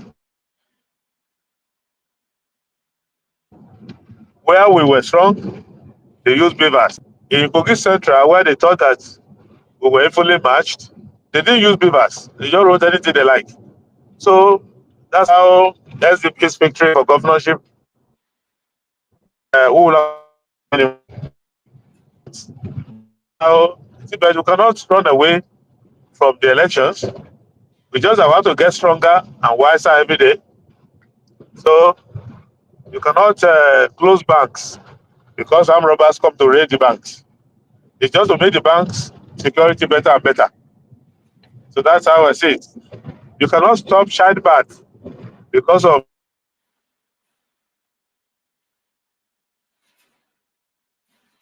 more secure and more professional and more competent. You cannot say you are not going to go to hospitals because people are dying in surgeries. So you have to make the surgery better. All right. Thank you, Femi. Let's go to Chim. You are next. Okay. Good day, Rudolph. Prince Adewole Adebayo. Good afternoon or good evening, where you are. Thank you. So my question is, you know, I'm sure you know the should I say the number of votes allocated to you the last time? In the light of what happened, and you're so convinced that the next election will be, you believe so much in that next election that you're hoping to contest again. So my question is what level of alliances? What was your reach in the east, your reach in the north? You know, I do agree that the elections are sabotaged one way or the other, but realistically, what is your strength nation-wise? What kind of followership? Because I haven't seen you campaign anywhere else. I don't remember if I saw you campaign in the north or southeast or something like that. So I want to know what's your reach. Assuming the election is free and fair, what's your reach to be able to, garner votes from nationwide? Well, definitely my reach is not enough because I'm supposed to reach everybody. I'm supposed to reach every household. I'm supposed to reach every voter. But the extent of my reach or any other person's reach is not to be judged by what INEC wrote in the results. Because you will see that, for example, in Kwara State, the INEC wrote that we got 22,000. But when we counted our result sheets, we had 132,000. In Kwara State, 132,000. So in many states, they are like that. So, but when I look at the overall, it was clear that even if INEC had not cheated, I did not win the election. So, and for many reasons, some have to do with logistics, some have to do with sabotage, because there are many places where our agents were uploaded, but they were actually the people who got those names for us, the names from other parties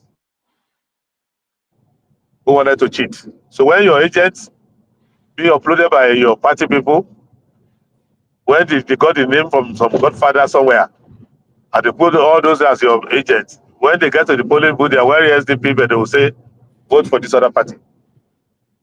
There are areas where we couldn't defend our votes because we put our people who are loyal to us, but who are highly inexperienced, where they stay in the polling unit and they were counting And they were saying SDP, and they were.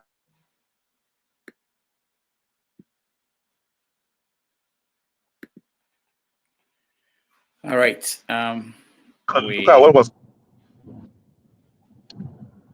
And so many other problems like that. And in some places, we rely on some people to help us coordinate election, and those people last minute went to work for money for other people. So overall, we campaign all over the country. The only place we didn't campaign openly was in the southeast, and that was because of the security situation at that time. And we complained to the IG of police. In fact, not only me, not only us, but even other parties that are not APC or PDP complained that the security being given to us was not adequate. So I could go to the east, like I went many times, and campaign from place to place. I went to Enugu at least more than 6 times.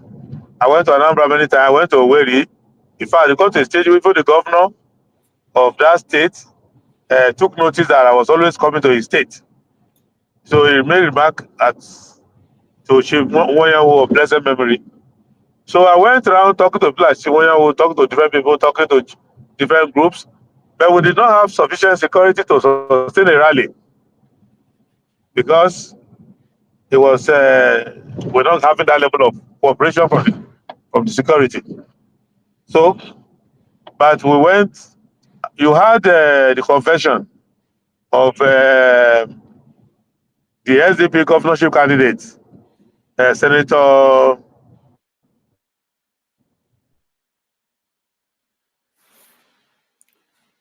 right. We are. I guess. Go ahead if you can hear What's me. This guy who ran for governor in Rivers? Right.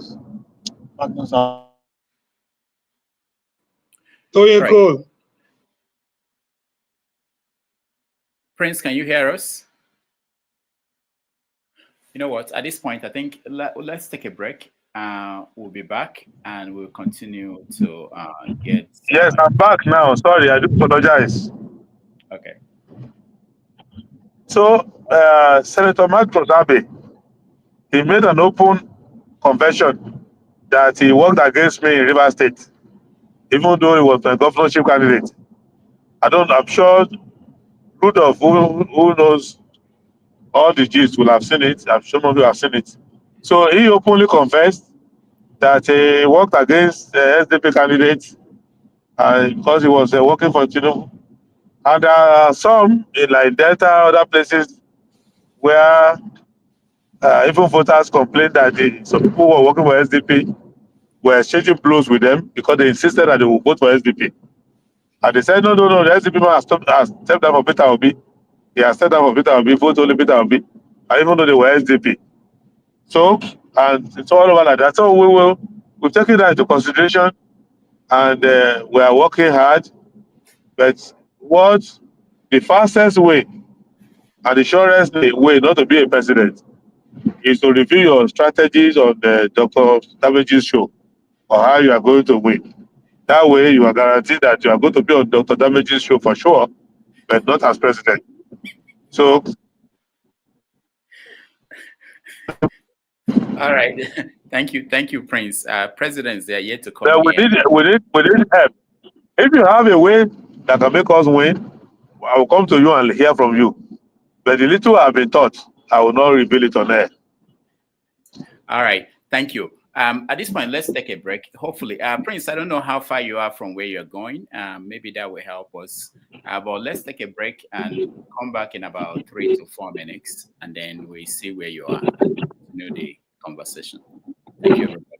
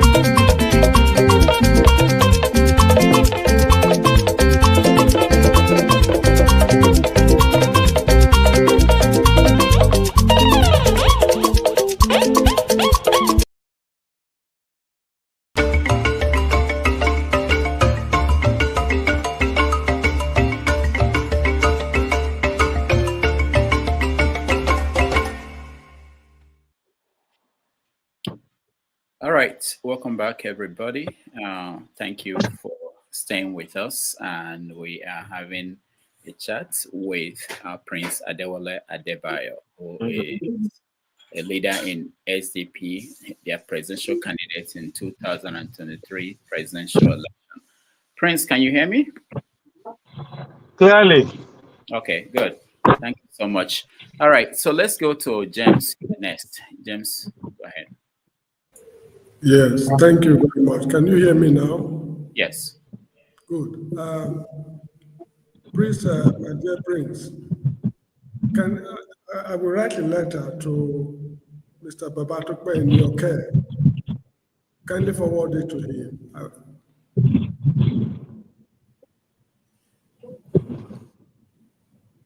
Hello? All right. Yeah. Prince, did you hear him? Yeah, James of the Gambia and his mentor, Babatokpe, nothing can separate them. Not even the Red Sea.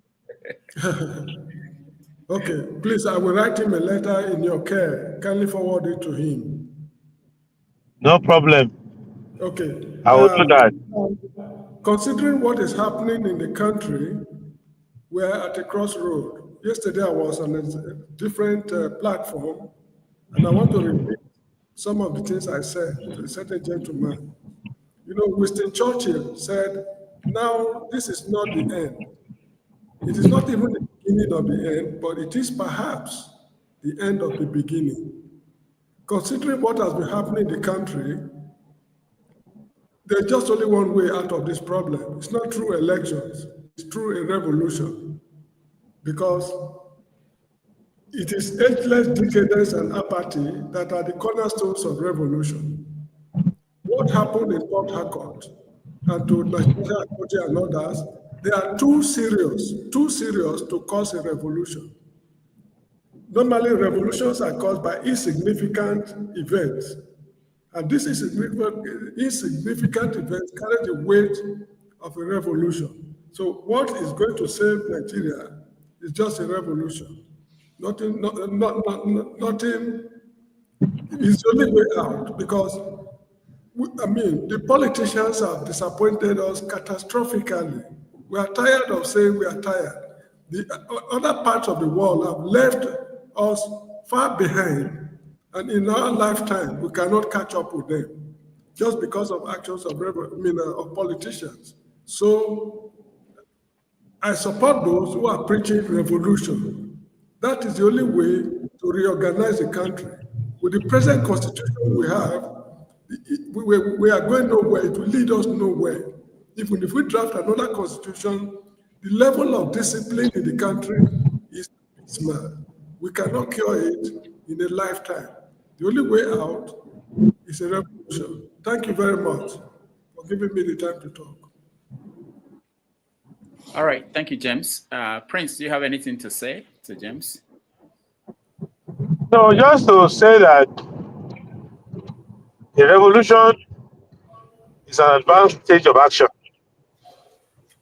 And people who will cause revolution should be able to take over a polling booth first. So it's much easier to take over a polling unit and insist that your will be done there than to take over a country and do revolution. So I think let us start by taking basic action. If I was not in the SDP space, that space would have been occupied by someone else. If Showore was not in the AAC space, that space would have been taken over by somebody else. So I think that we should occupy the ground and let us start there. Even those who did revolution after they tried all other methods. But we haven't tried much. So let us answer to the name of our generation. All right, thank you, James. Let's go to Tony. Tony, you are next. Dr. Damage's greetings. Our guest, Prince Adewole, greetings, and thank you for coming to the platform. I I admire you. I have been listening to you even before you joined politics. I think you are very erudite. I love your discussions and the way you present yourself to the public while on air. But I watched you on Arise. A little bit of drama took place though, but Dr. Damages replayed part of the clips when you were on Arise. And you did say, among other things, when you were asked that APC rigged the election, the 2023 election, PDP rigged. When you came to Labour, you said Obi rigged. And I'm wondering, as a very seasoned lawyer, do you have any empirical evidence to sustain that assertion? Okay, you have answered the question for me. First, let me thank you for your kind words. You answered the question for me that there's no way a lawyer of my standing, even a reasonable person, a fair-minded person, would say this thing that I've said without evidence. And I didn't just say it, I said it after the election. And it's been 2 years now, more. I said it in February 2023. And we are past February 2025 now. And nobody has told me. And I didn't say it maliciously. The music Dr. Damages played just now, Oliver the Cook, Funny Funny Identity. I know he played because that's my music. You see? So my yes is my yes, my no is my no. I don't go where my power cannot reach.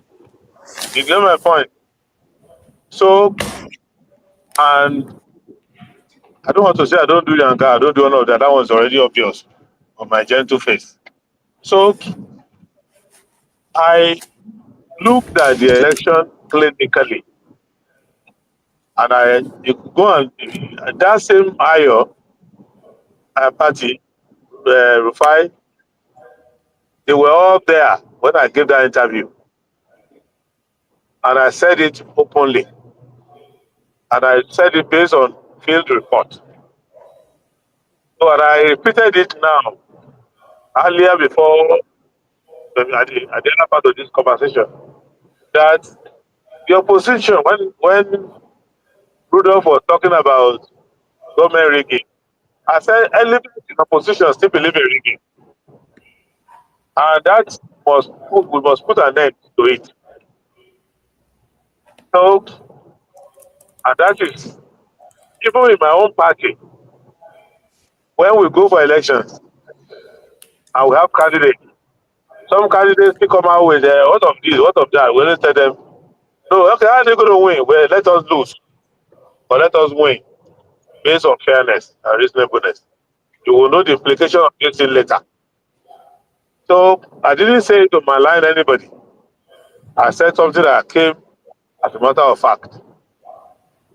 So, and just like I told General Salami Abubakar, Reverend Father Kuka or Bishop Kuka, and many, and Cardinal Noyeko, and many of the members of the peace committee, when we met, I told them that was not the election, that these people here are already rigging the election ahead. And I gave them instances that they are already rigging the election. We met at the International Conference Center, and I told them police, AIG was there, even DIG was there. All these eminent people were there, and everything was on tape. I said, they are already rigging the election. They are looking for the person who rigged the most. It's going to be the winner among the riggers. And I gave sign that I was already rigging it. Election has not even taken place.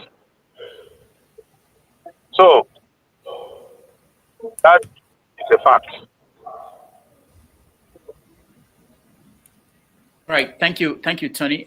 Let's move on. So who is next? I think is I'm next. Yeah, yeah, thank you, Dr. Damages, and good to see you again, Prince Adewole. Yeah, good to see you, sir.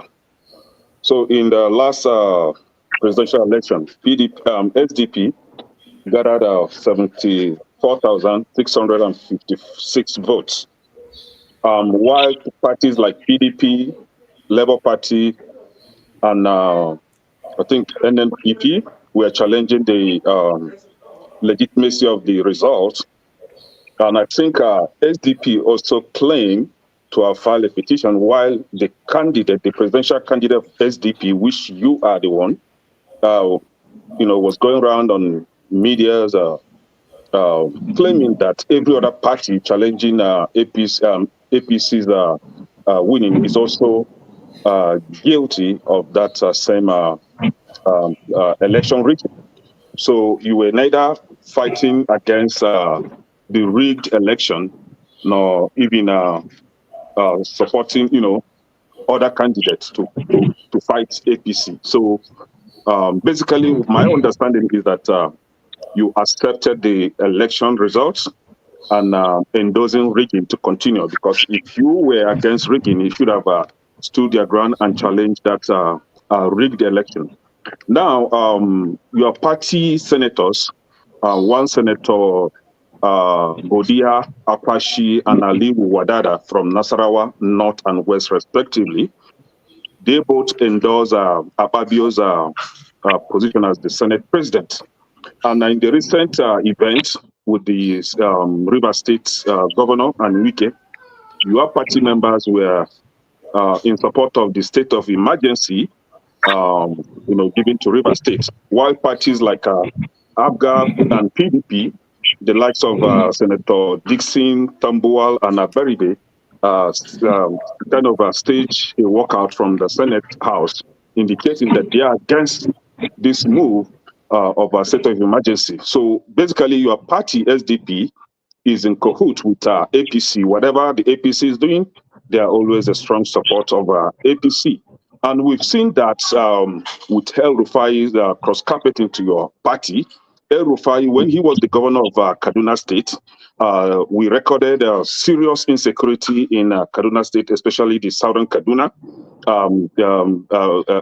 El-Rufai could not contain that insecurity challenge in Kaduna State. But here we have el-Rufai cross-carpeting to SDP.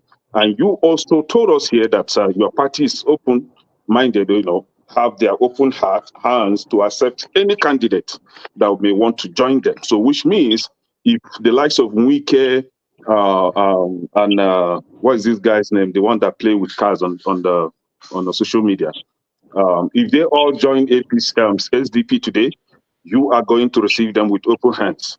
So somebody like el-Rufai that could not challenge the security problems in his state, you are hoping to help in his, challenging his security problem when he joined SDP. So what I understand with SDP is that SDP has no ideology at all. They don't have where they stand when it comes to the evils or the political problems in Nigeria. So basically, APC, if I should, and this is not a question, I'm just making my own comment. If SDP happens to win the election, which I don't know how possible or how miraculous that would be, we are going to find ourselves in a deeper problem, because they are also receiving those that mess up the country, mess up their state from APC, cross-carpeting to PDP. So in essence, SDP has no ideology. They don't have a stand. And I wonder why I should blame or I should criticize those claiming that SDP is just a surrogate or a subsidiary of SDP is just a surrogate or subsidiary of APC. And I think they are just in one basket. So I find it difficult to challenge those people or ask them to provide an evidence indicating that SDP is a surrogate of APC. All right. Thank you. Thank you, Kenneth. Prince. Okay, thank you for bringing your opinion out thoughtfully and giving reasons for your for raising them. I really appreciate your sense of syllogism and logic. Unfortunately, you are wrong on many occasions in the observation. One, well, I don't say lucky. Incidentally, Showore was in my house when the election result was being announced. And I already seen the fast because I was getting situation report, I was talking to people. And the reason why I didn't join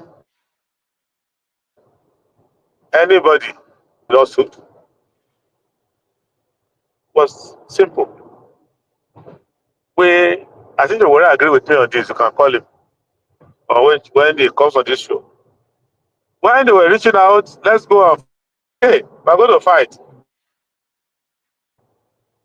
But we must fight for the cancellation of the election. Because cheating here, cheating there, see evidence, cheating here, cheating there. So we are going to go for the cancellation of the election because this is not an election. This is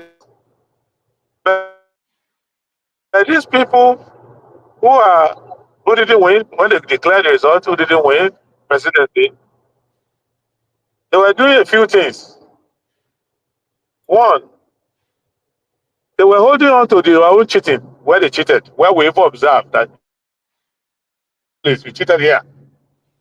They don't want to cancel their own. They want to cancel that of OPC only.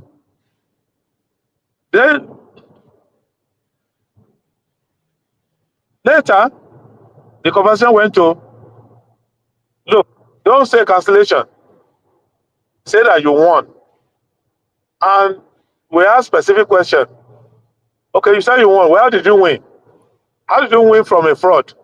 Something that is a fraud. You say you won. How can you win from a fraud? Show us. So we parted ways. And I wrote my one and say the election is bad, has been mismanaged, it's a fraud. But I congratulate the winner because we have signed a peace accord that says we should congratulate the winner. And I left the matter. Now, it is wrong to say I endorse the election. You cannot endorse something by saying it is stolen. It is a fraud. When you call something a fraud on television, you call something a fraud. If I come to your house and I say, congratulations, you have built a house from stolen money, you have robbed the bank, you have killed people to make money and build this house, I'm not going to participate in it, but I wish you luck. I said it openly. But if somebody who's your neighbor, he's claiming that that house is his own, I'll say this money that this house that was built with stolen money is your own. How did it become your own? Did you participate in the stealing with the guy? So, I'm not going to follow you to court now to be a witness that it's your house, when I know the whole house is a house of fraud. So, that's basically my own part of the issue. I don't have anything to do with anybody other than to say, you cheated here, this one cheated here. And if you go and watch that tape, I don't know if Rudolph is able to quickly pull it up, that interview that agreed to arise. And I said it, and none of them has since then come to question me on that. And I have no apology on that. So, with respect to Akpabio, we have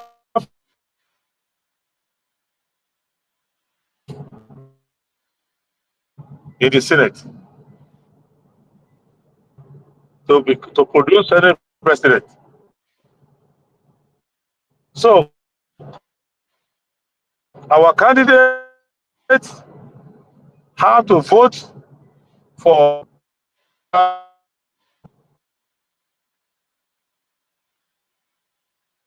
majority. APC senators, PDP has the second highest.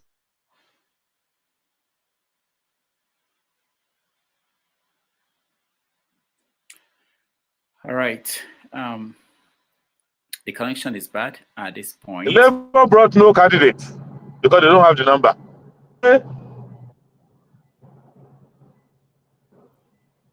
Okay, go ahead, Prince. I think you were back. I was about to play a video while we reconnect. So can you hear me now? Yeah, we can hear you. Go ahead. Can you hear me? Yes, we can hear you. So only PDP and APC. So the APC.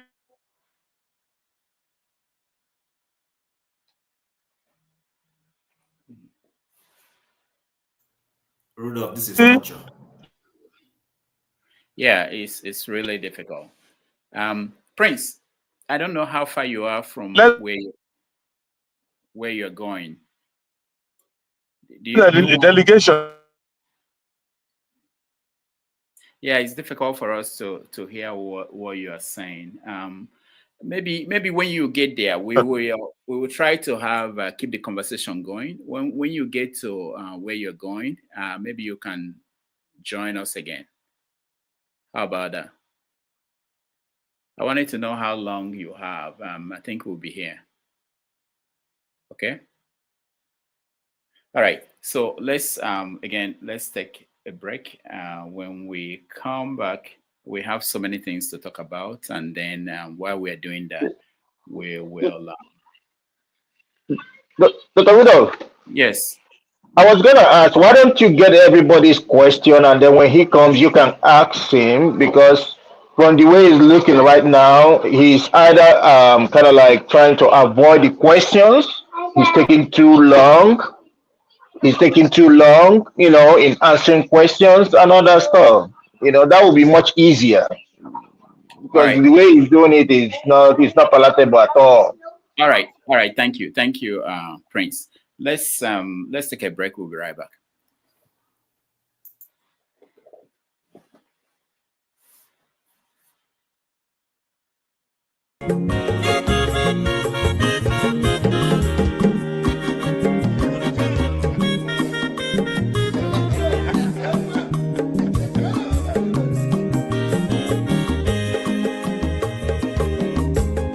When your mazolo bio, akwa mazolo bio, Max, if you bunye go kwanu mo no fube nazo olaga ni biazigo, ulaga do ni biazigo, akwa mwilo chiyo bikora puzuru kona bazia. Onyo mazoro biko abamba watara dasari ibya unyane gwana mo ulaga dori biazigo mo ulaga dori biazigo abamba wilo chila bigora buzoro ona wazia. As you wake up, Odoguna Parizanaka, on your money got the lemon. Mazini Bazika, you will go with the melody.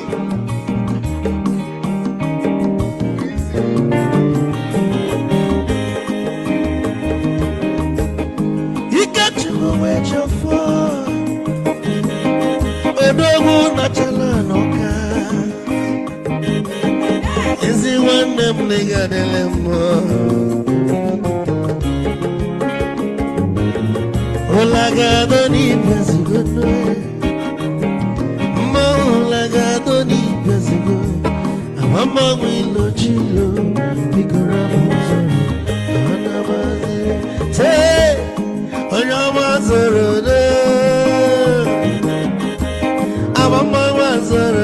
Sorry, if I were to go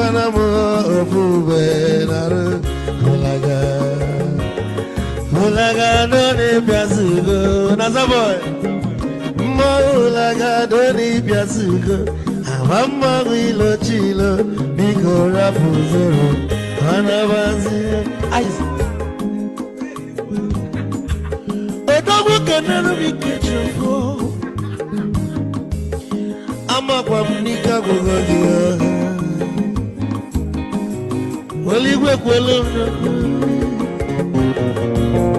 Ikeja mabele bege Hey, you want?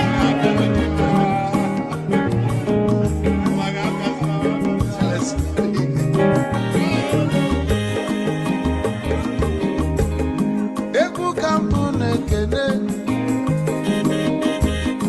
Omogo ndi nso Chukwe mekalumo Ike chukwu negaji Esi nwanne mekene Ịlapụl ife nini na-eme wee bịa Kagosili na anyị na gị bụ nwanne wisdom gaji Ka nne gị maịkị ka ogobanya bụ egwu Isili mmaksi ọ bụ na-etiri egwu a Malụkwa malụ n'imego m ife ọjọọ Wee sị gị nwanne m ife ọkụ na-echọlụ na ngeme Wisdom onume ekene gị Bama nwiyo iyo biko lapụ Nabasị ya Zoro, zoro, zoro, zoro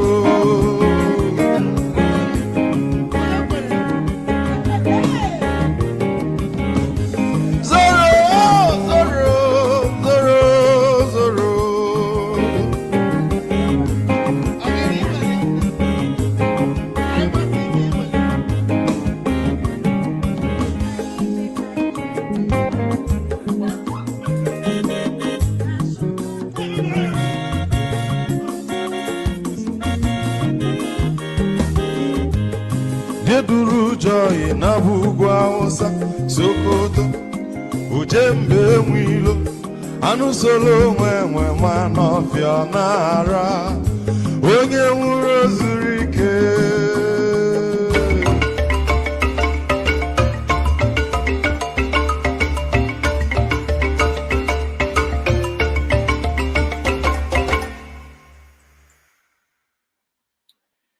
All right, welcome back, everybody. Thank you so much for staying with us. I know we're having problems with connection. It's unfortunate that today he's on the road. Otherwise, we typically have good connection with our guest. So I think he's back. He's with us. Let's see if it's any better, the connection. And I think the next person on the line who should ask a question is Eagles Air. Yeah, Eagles Air, welcome. Let's see if Prince can hear us. Prince, can you hear us? Prince, can you hear us? No, the connection is still not good. All right. So Eagles Air, welcome. It's been a while. What happened to you? Did you travel in Nigeria? No. Okay. I used to join the program, but I used to be in comment section. Oh, okay. For a long time. Okay. So I just decided to be that place and be watching some other things. I know how it's going. So good evening, everyone. Rudolph, thank you. Nice. It's unfortunate that the network does not allow the Prince to be on the show so that I'll be able to ask him the questions that matters. But it's unfortunate that Nigeria have been happening to him, because I don't see somebody who is the presidential candidate will be on darkness. Answer the question. That means Nigeria is in darkness completely. No. Let me clear that out. Actually, he was typically he joins the show from a place that is secure, that has power and everything. But today he had a meeting somewhere different from where he was planning to stay. Then I think he's making his way to a place that he could join us. So that's what's happening. He's actually on the road. That's why we're having the kind of internet problem that you're seeing. All right. Thank you. Thank you for that clarification. I know that he'll be watching the show also. So the question I wanted to ask him is that, Nigeria is looking for a voice, a strong voice, and a somebody to trust, somebody that will be going to help us to come out from this mess Tinubu and Buhari have kept us. But I found out that among all the presidential candidates, they always stand up to speak out based on what is going on in Nigeria. When something goes wrong, when Tinubu has a wrong policy, they will stood out to say something, condemn it. But I have not seen him calling a press or standing firmly to say, Mr. President, this policy, this thing that he has said cannot work. I have not seen him stand to challenge Mr. President. And how are we sure that somebody like him can be a better person to stand for us? Thank you, Prince, you're back. Yes, So, thank you. Sorry, between Bini and Onitsha, there are too many checkpoints, and the signal is not the best. Wait, But we still have to, part of the reason why we are running for president. Are you going to Onitsha at night? And are there police checkpoints at night?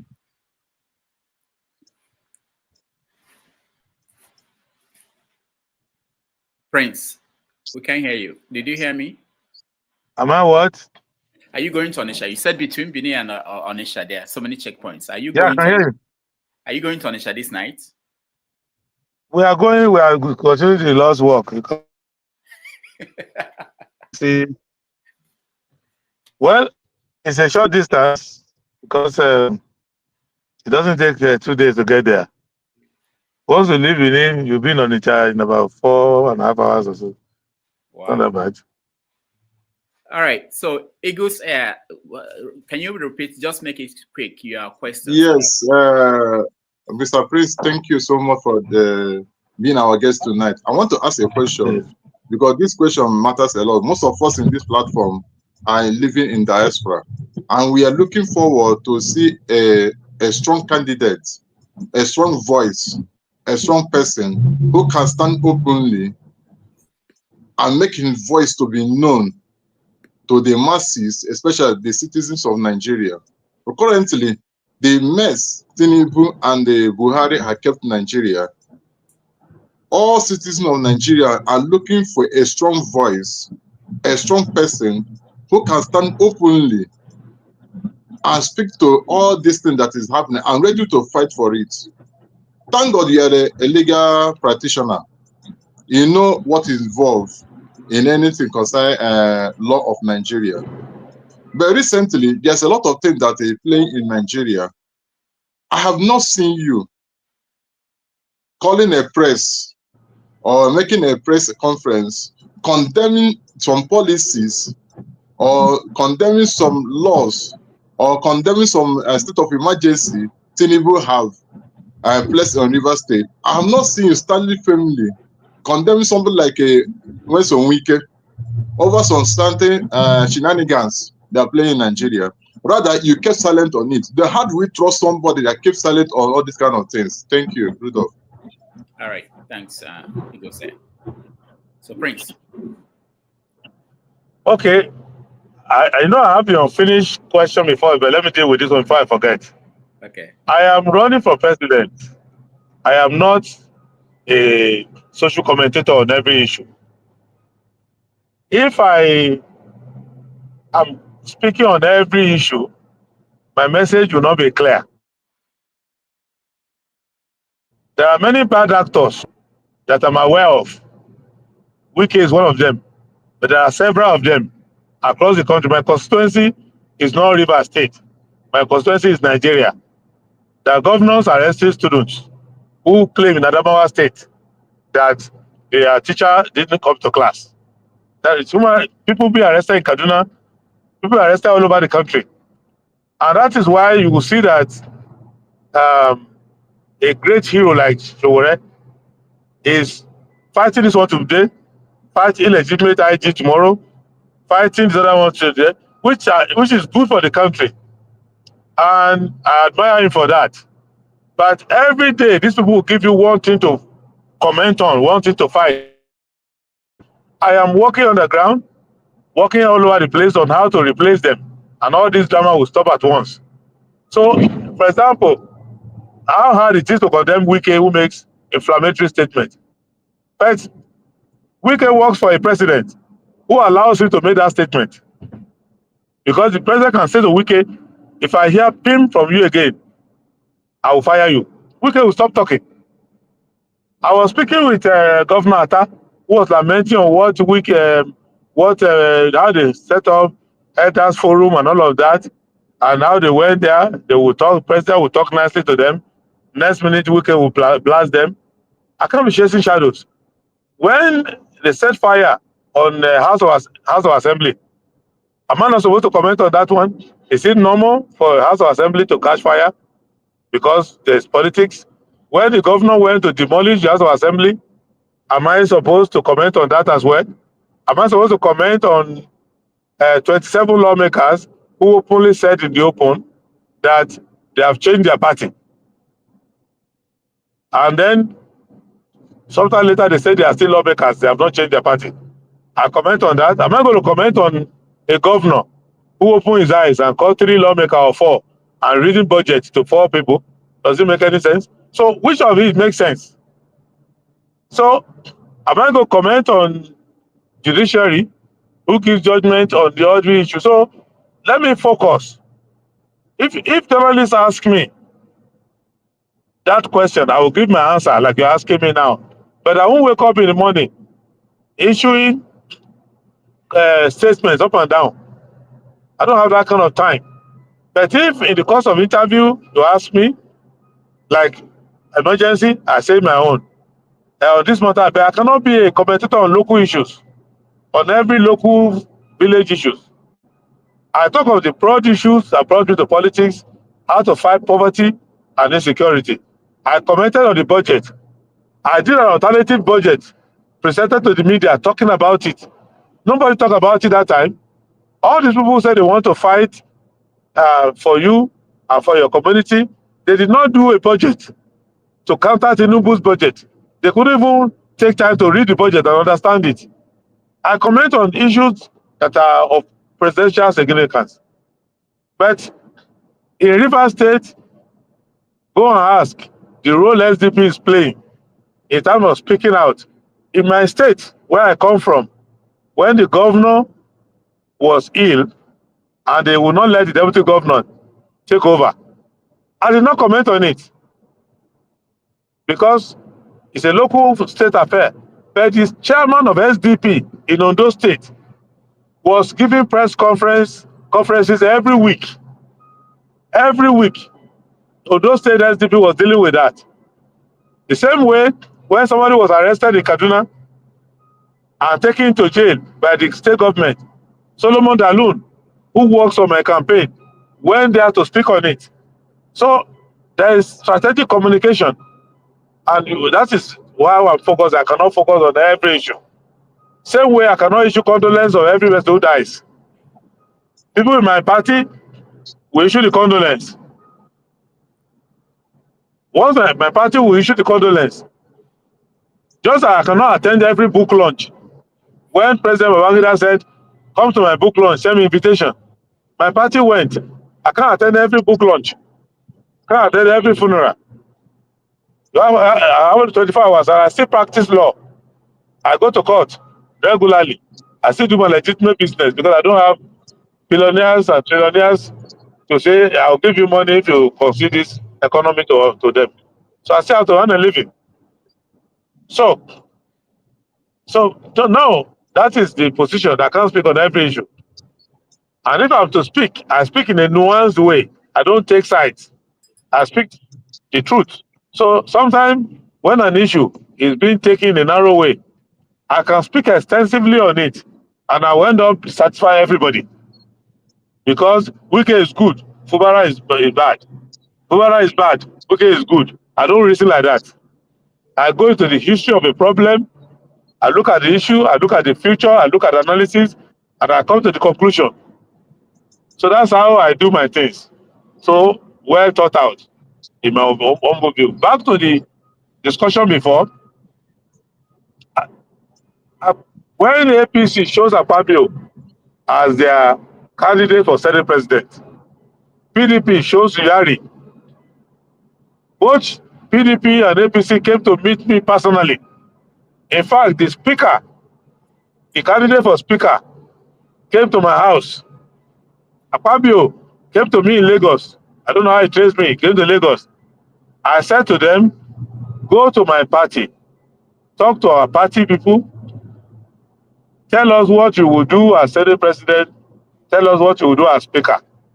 In addition to that, I gave a SDP manifesto and said this is our priority as a party. So your legislative priority should include these items. I gave it to them. They went to the party and the party met them in open. Photographs were taken, videos were recorded. Yari came at the time, made his case. Akpabio came with his group and made his case. Not only to SDP, they went to Labour. They also went to ABGA. So,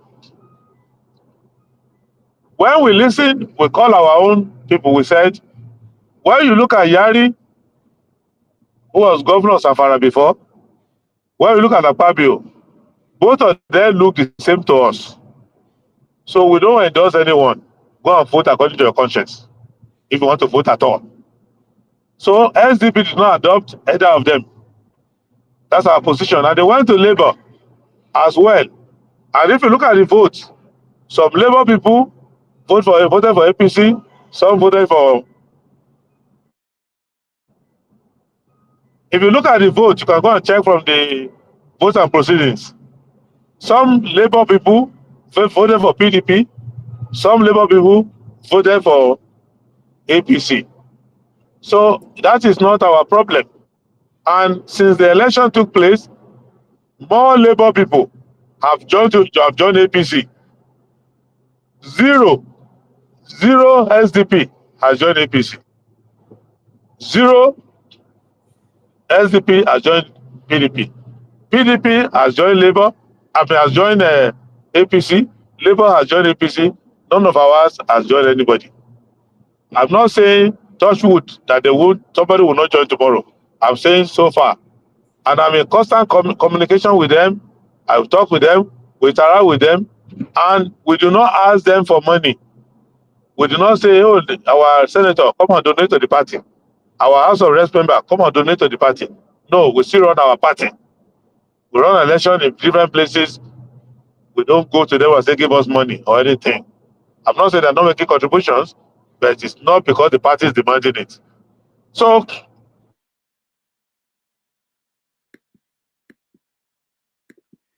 all right. I think you're frozen, Prince, but if you can hear me, maybe you can you hear me? Maybe we should just end this and have our conversation. It's becoming very boring, I'll be honest with you. Somebody is talking about Nasir el-Rufai joining SDP. It's a sign that we are now APC. That's not logical, because Valentine Ozigbo, who was in Labour, came to us and said he wanted to join SDP. We had discussion with him. We gave our conditions. He ended up going to join the APC. If there's nobody closer to Peter Obi than Valentine Ozigbo, maybe one other person or two, but he's in the inner caucus. He went to join the APC. Nobody who's close to me until my VP now went to join. So that's why you don't laugh at people. I didn't laugh at Obi when his people went to join, but now my VP has gone to, so I kept my mouth shut. I don't talk anyhow. Now, Peter Obi is in active discussion with SDP. We are not saying don't come and join us. Nenadi Usman is an active, who is the alternative chairman for Labour Party. It's in constant communication with us. Many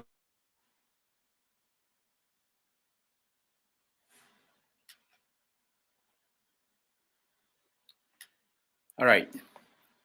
I know the challenge, and for people who are watching at home and those who are listening and those on the comment section, we are feeling that. I wish it's the normal show we bring to you when we have our guests join us, typically from a hotel room somewhere in Nigeria.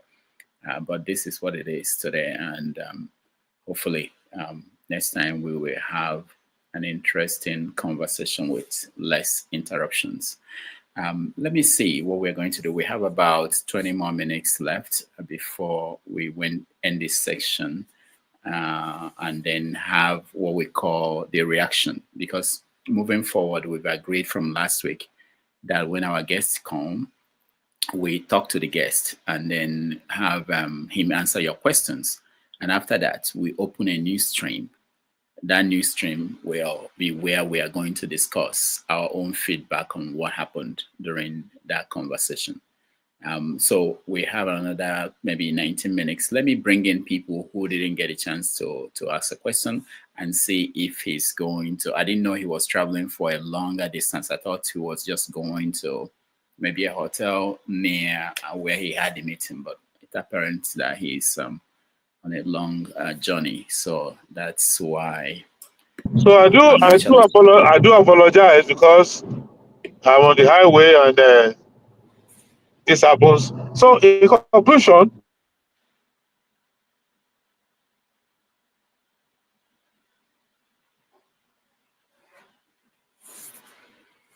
all right, we lost you again.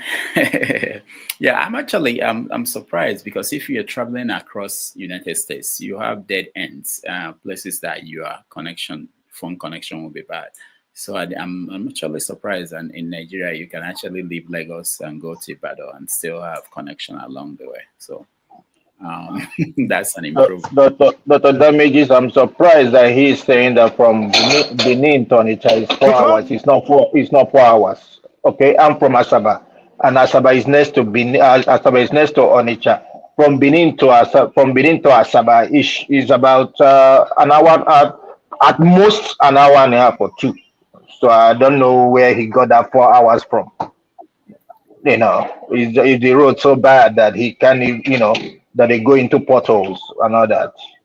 Roadblock, police roadblock. So who joins us? There's a lot of roadblock. Rudolph. Yeah. You remember what your president called Jeb Bush? Jeb, I don't remember. Which? Oh, okay. I don't remember. Low energy Jeb. Yeah. Today is a low energy day. I don't know if you planned it. I'm falling asleep already. All right. Let me. So what we're going to do is let me bring in someone else. And also, Rudolph, please, I'm not taking words from your mouth. Obi was at Onitsha. That was on Wednesday. Was it not Onitsha? Enugu on Wednesday, and he was asked if he's involved with all this talk. He said specifically that he's not in active talks with anybody or whatever it is. He spoke. If you want, I will send you the video. He said it with his own mouth that he's not. So all these shenanigans that they keep talking about, he's going here, he's going there. He has just said he is not in any active talk with any of those people for now. So Prince, you are speaking for B now. Is that what you are saying? I can be his postman anyways. Yes, if I want to. Rudolph, can you put me on stage?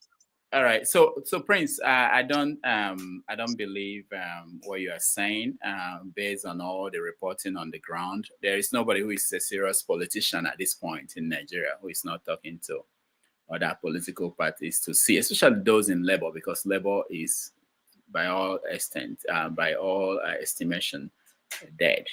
So most people in that party are looking for where to go. So people are moving around. People are looking for the best place but they are not going to acknowledge it. They are not going to come out and say, if you like, I'll play you a video for B actually talking about it. Let me play it as we speak. So people are making moves. If you are serious about running for president, you should be making moves. You can't be in one place, especially if the place you are is dying. Labour, what gives you the impression that Labour is going anywhere now, unless something is done to reactivate the party. Even someone like Oti may not be there when you think it's time for the next election. So everybody's making moves. I don't know, but I can tell you this is what the moves they are making. And again, you don't have, there's no way to verify. I think Prince is back. Let's round it up on this and then we go to the stream for comments. Okay, Right. so as I was saying, you can't blame us for who is joining us. You can only blame us for who we are joining, and we are not joining anybody. We are running our party, following our principles. You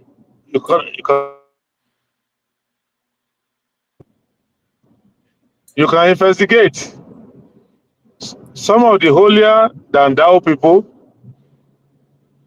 submitted CV to Tinubu, whether they were appointed or not. Some of the political parties who say they are opposition now, they submitted CV. None was submitted from us. I challenge anybody to say they saw me in the State House since Tinubu got there, or I submitted nomination CV to them. No such thing. But I wish the president well. I mind my business and make my case with Nigerian people. So, people join our party, we have no constitutional right to stop them. I want us to understand, we do not have a constitutional right to stop them. If somebody comes out of Onitsha prisons, or Kuje prisons, or Ikoyi prison today, and walks up to the nearest SDP ward and say, I want to be a member, we can't stop the person. The only person we can reject in our party or expel is a person who violates the rule of our party. So that is the law. However, if there are people who are not desirable to the public, if we present them as party officials or we present them as candidates, then you can judge us and say we have poor judgment. I gave an illustration.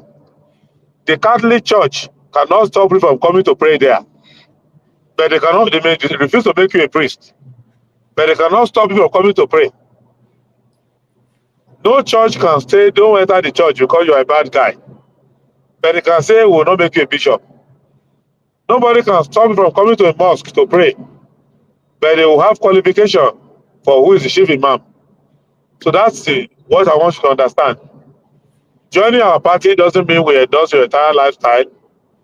It is you who say you endorse our party manifesto, and we'll put it in action. If you don't endorse it, then we can disagree with you or we can expel you. So that's that on that. I don't know if I missed any of the points. You can refresh my memory because of this topic. All right, thank you, Prince. Let's hear from Comrade Omori. Yeah. Good afternoon, Dr. Damages, my fellow panelists, and our special guest, Prince Adewole. It's a pleasure having you on the platform. Thank you. My question is,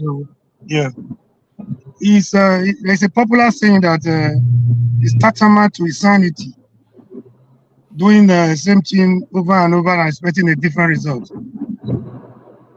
Considering the situation, the terrible situation with the terrible president in Nigeria, whether it's a general state capture, where Wike and Co has taken over the judiciary, Tinubu has taken over the executive, and Akpabio has taken over the National Assembly.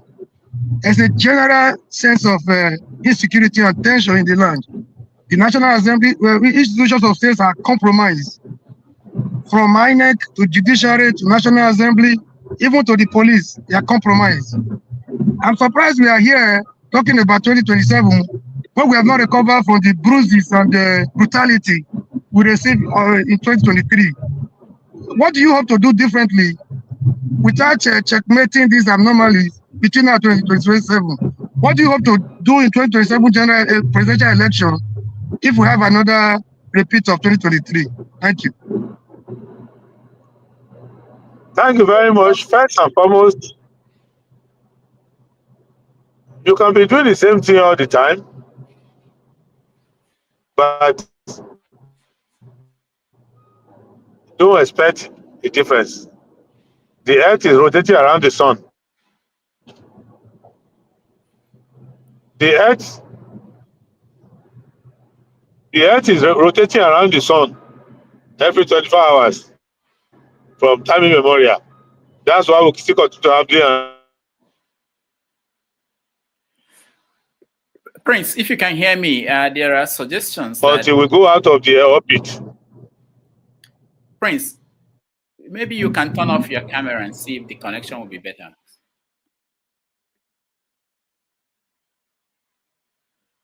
If you can hear me.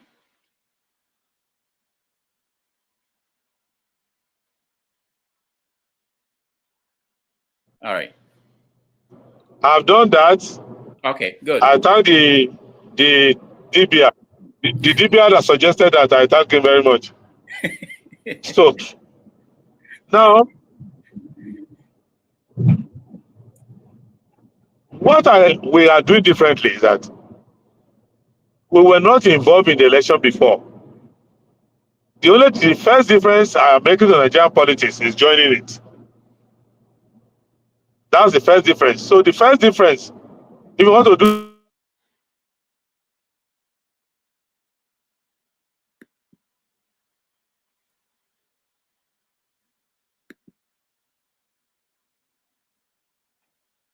All right, that didn't help much. We have about, let me see. Oh, we're actually 2 minutes away from our about, let's see, 8 minutes away. But somebody mentioned P2B, and I think it was Prince. So let me play while we wait for Prince Akwachi. While we wait for our guests to come back, let me play this. It's actually in Igbo, but maybe somebody can help translate that. P2B was, I think it was this weekend. Don't worry, I will translate. Just play it and I will translate. All right. Hold on. I think Prince is back. I have to get someone out to be able to make room for him. Yeah, you will translate. I didn't know that we have good. Yeah, Dr. Bebe, just put me on backstage. All right. Just put me on backstage. Good night. All right. People. Can I? Yeah, hold on. Prince, can you hear me? Prince, can you hear me? Okay, no. Okay, Comrade Omori, go ahead. Yeah, I don't know if you can hear me. On one hand, he alluded to the fact that the caliber of dangerous politically exposed persons trooping into their party, trooping into his party. On the other hand, he wants to pretend as if he doesn't know what they're capable of doing. Most of these persons in the past have taken power, have seized power through the barrels of the gun. Most of them are religious extremists. Most of them have their own propaganda machine, which Adewale and his group cannot stand. When the time comes. So is it not tantamount to sitting on the keg of gunpowder or eating otapia for food just because you are hungry? All right. Thank you so much. Prince, I'm playing the video. Help us to translate that into English. Okay.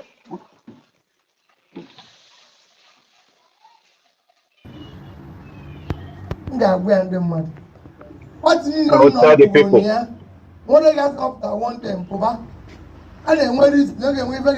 That all the parties have been in and I left it, for one reason or the other. So I'm on Labour Party. I'm still in Labour Party. Those who are leaving, we're not going to be angry at them. That later on they might return.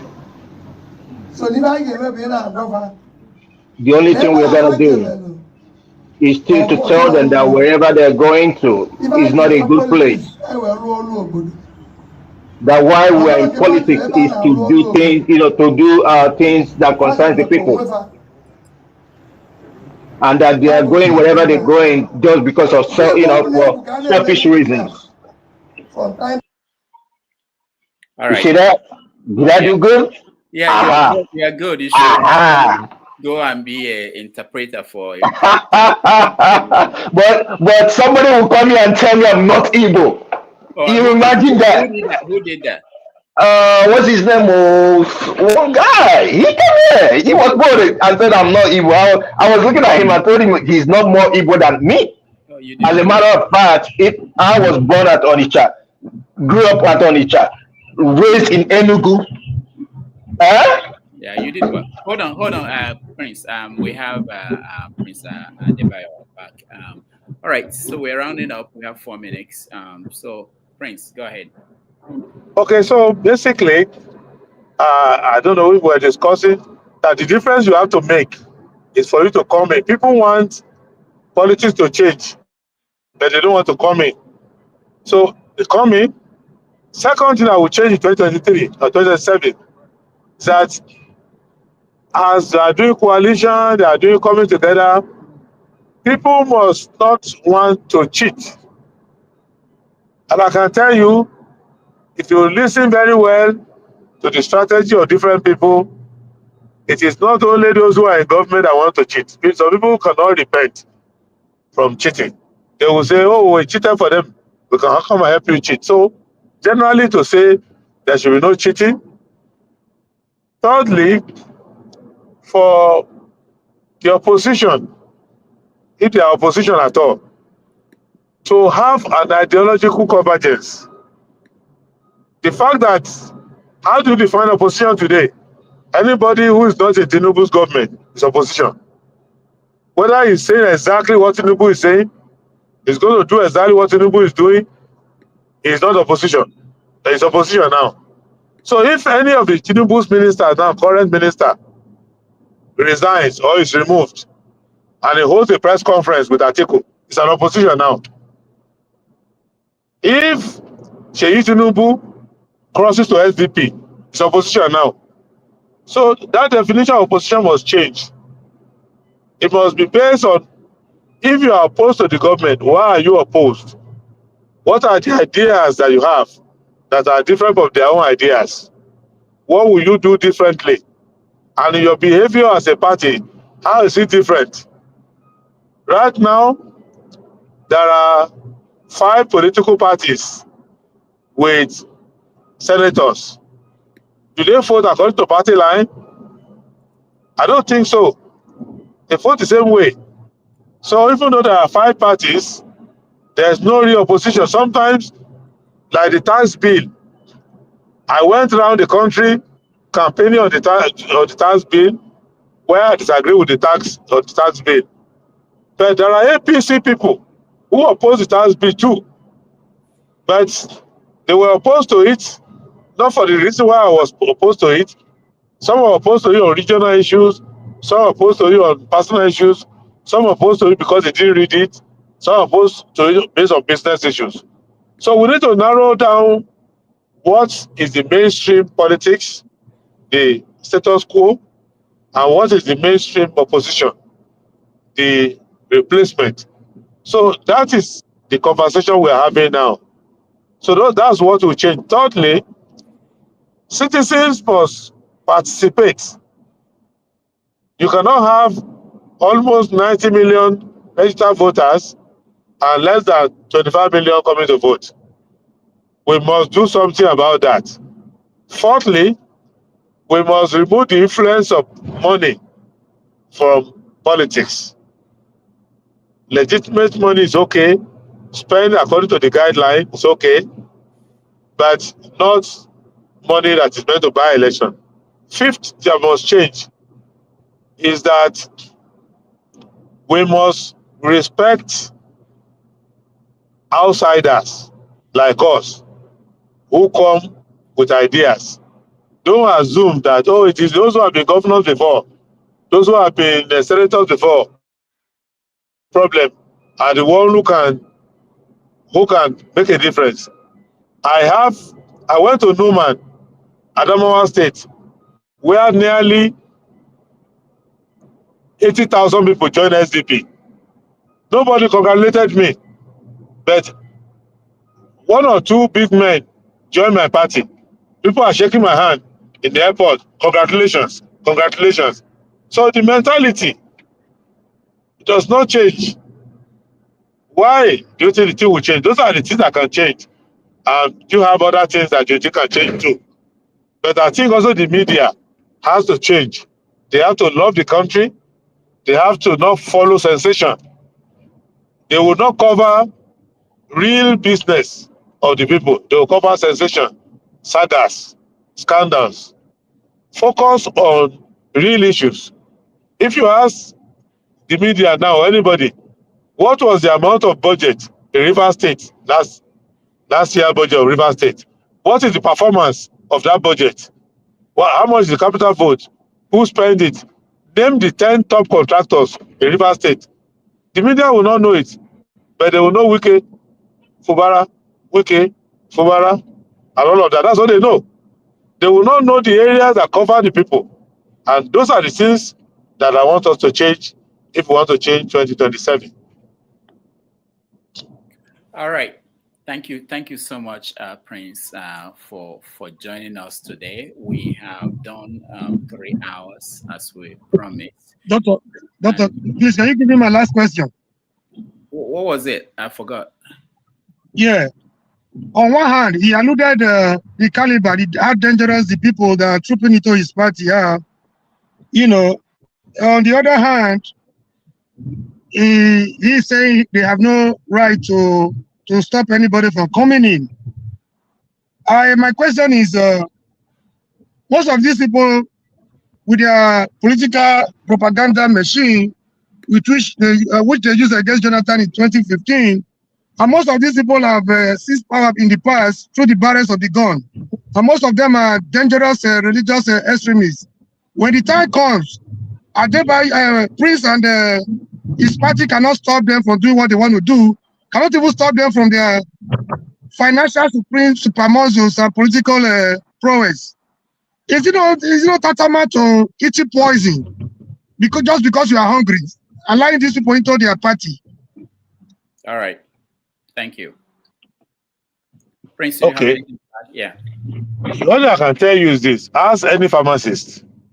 You can't ban poisons. Otherwise, you can't make medicine. So this oxygen we are taking now is a poison if you give to somebody. So medicine is poison. Food is poison. So if you cook, if you make apple and cook ofeweri, and you put it inside in your house, and you go to work and come back, that food will become poison. So bacteria. So you cannot escape from poison. What you will do is choose your poison very well. In the case of people who are joining the party, I have not said that they are poison and they are bad people and they are criminals. No. What I'm saying is that I see some qualities in some of them and other people see it otherwise. Either way it goes, we can't stop you from coming into the party as individuals joining the party.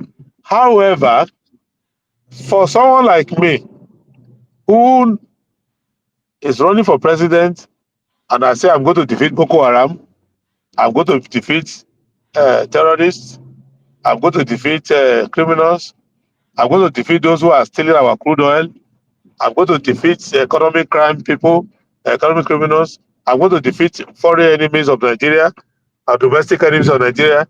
I should be able to demonstrate that by defeating any negativity inside my party. Some people say, I'm going to be president of Nigeria, I will unite all the country. But their political party, they couldn't unite the party. They got chased away from their party. That's a sign that you have poor leadership quality. If you cannot handle the few ragtag in your own party, how will you handle the problems of Nigeria? So I'm not the type of person that can be intimidated by anybody's profile. So this is not the first time. Even in 2023, there were attempts from different quarters to hijack the party from us. We defeated them. Even AAC of Showore, he had to go to court, how many 100 times before he could collect his party back. So you cannot run away.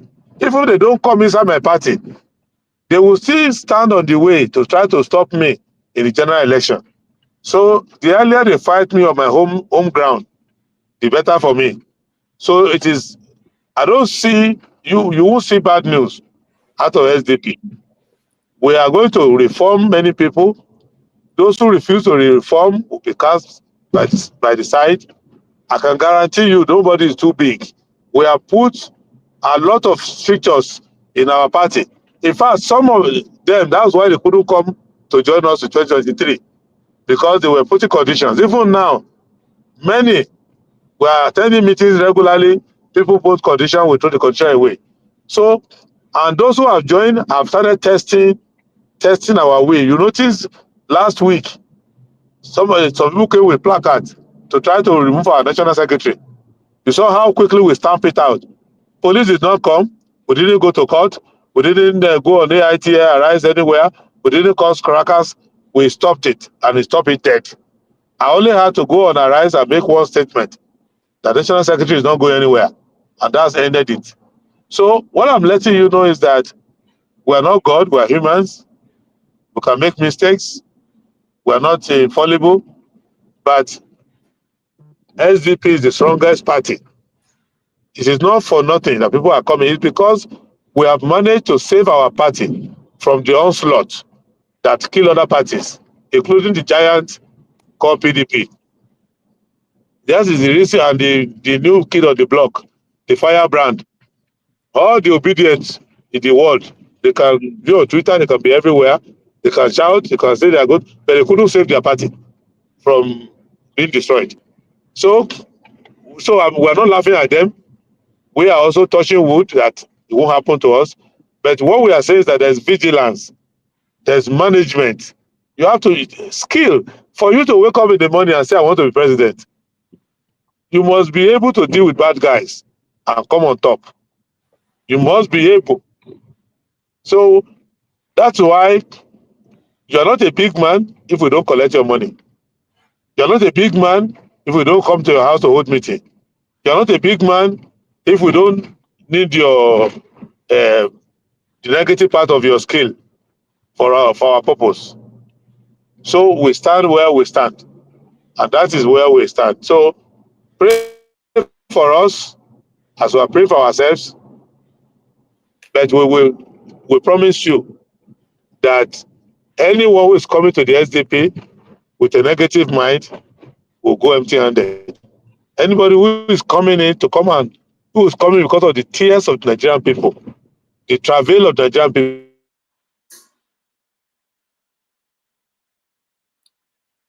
All right, I was going to say that my producers told me that I have 10 more minutes that I could actually take questions from Benson. Yes. Did I call your name, Dr. Dominic? No. Benson and John Abba. And maybe we can throw in Dr. Dominic if it's possible. So Benson, if you can, I don't know, Prince, can you hear me? Okay, he's frozen again. Yeah, I was just told. Dr. Damages, can you put me at the backstage so some others can get some space to come? All right. So, but remember, at the end of this, we have another stream where we are going to do what we now call the reactions. So people will react to the interview once the guest is out. So that's what we're going to do. That the stream is coming up as soon as this one is over, and that will be, I will try to start it, but KJ will be the one that will manage it. So I have to apologize for the quality of what we did today, but I'm sure you understand that it's Nigeria that we're talking about. Dr. Damage, why don't he come another time? Because pretty much whatever it is, we're actually done. I thought that the connection was getting better. I was thinking that we could get Benson and. I only wanted to ask him. He keeps on trying to. It's so appalling hearing him instead of answering straight questions.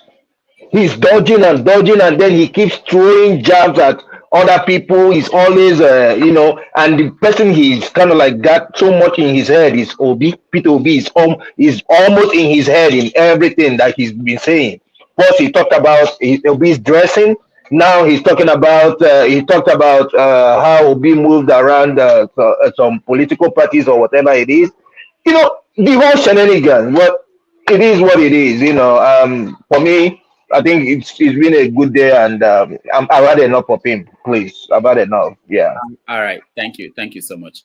All right. So what we're going to do now, I think it's actually the best time, since I don't know if he's coming again. Let's joining us again. Let's move on to the next stream, which is where we are going to take your reactions to what we've been discussing today. Then people like you, unless you guys want to give me the question you wanted to ask him, and then we move over there. What do you think? I can give my question just in case if all right, go ahead, Dominic. Let's start with Benson. Benson, and then Benson, John Ab, and then myself. John Ab and you. Okay, Benson, go ahead. Well, I wanted to ask him that he must know that we are concerned. The whole Dr. Dameji, sorry, I didn't say hi to you, and also other panelists. I wanted to ask him that we are concerned because initially, when Buhari was ruling, we said we wanted a certain president. And the certain president we are seeing now is like worse than when Buhari was ruling.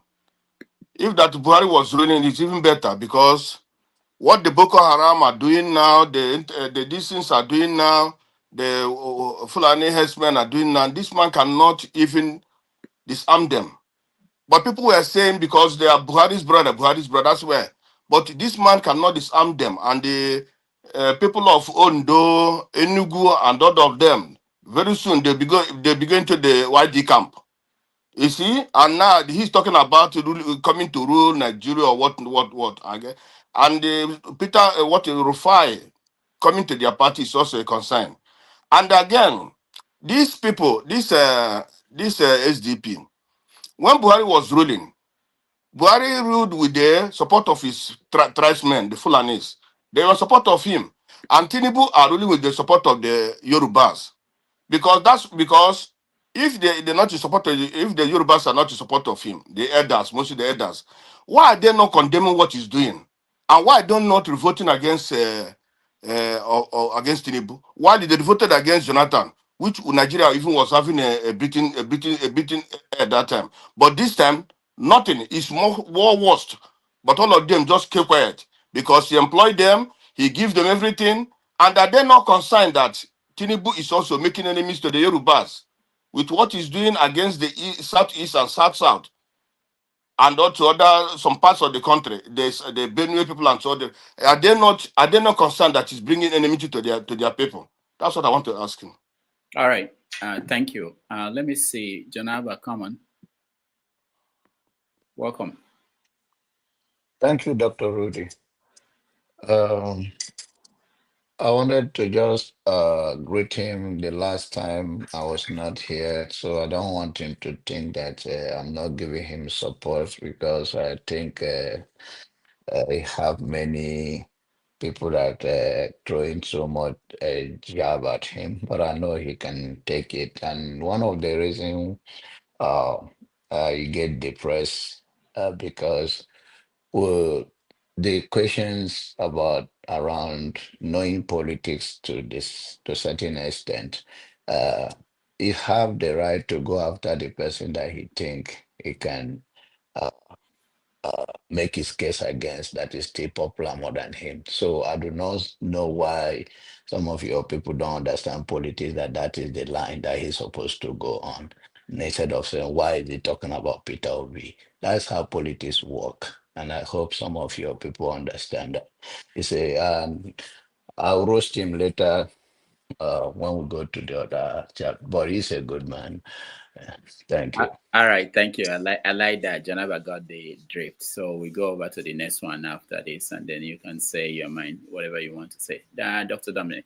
Look at Janaba being mellow.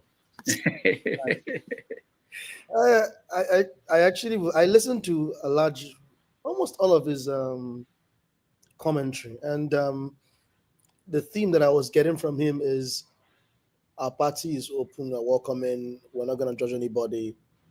But then if you come to our party with the wrong kind of ideology and you don't align with what our party wants, you won't get supported for it. I wanted to ask him, is there any possibility or any criteria that he would use to weed out people?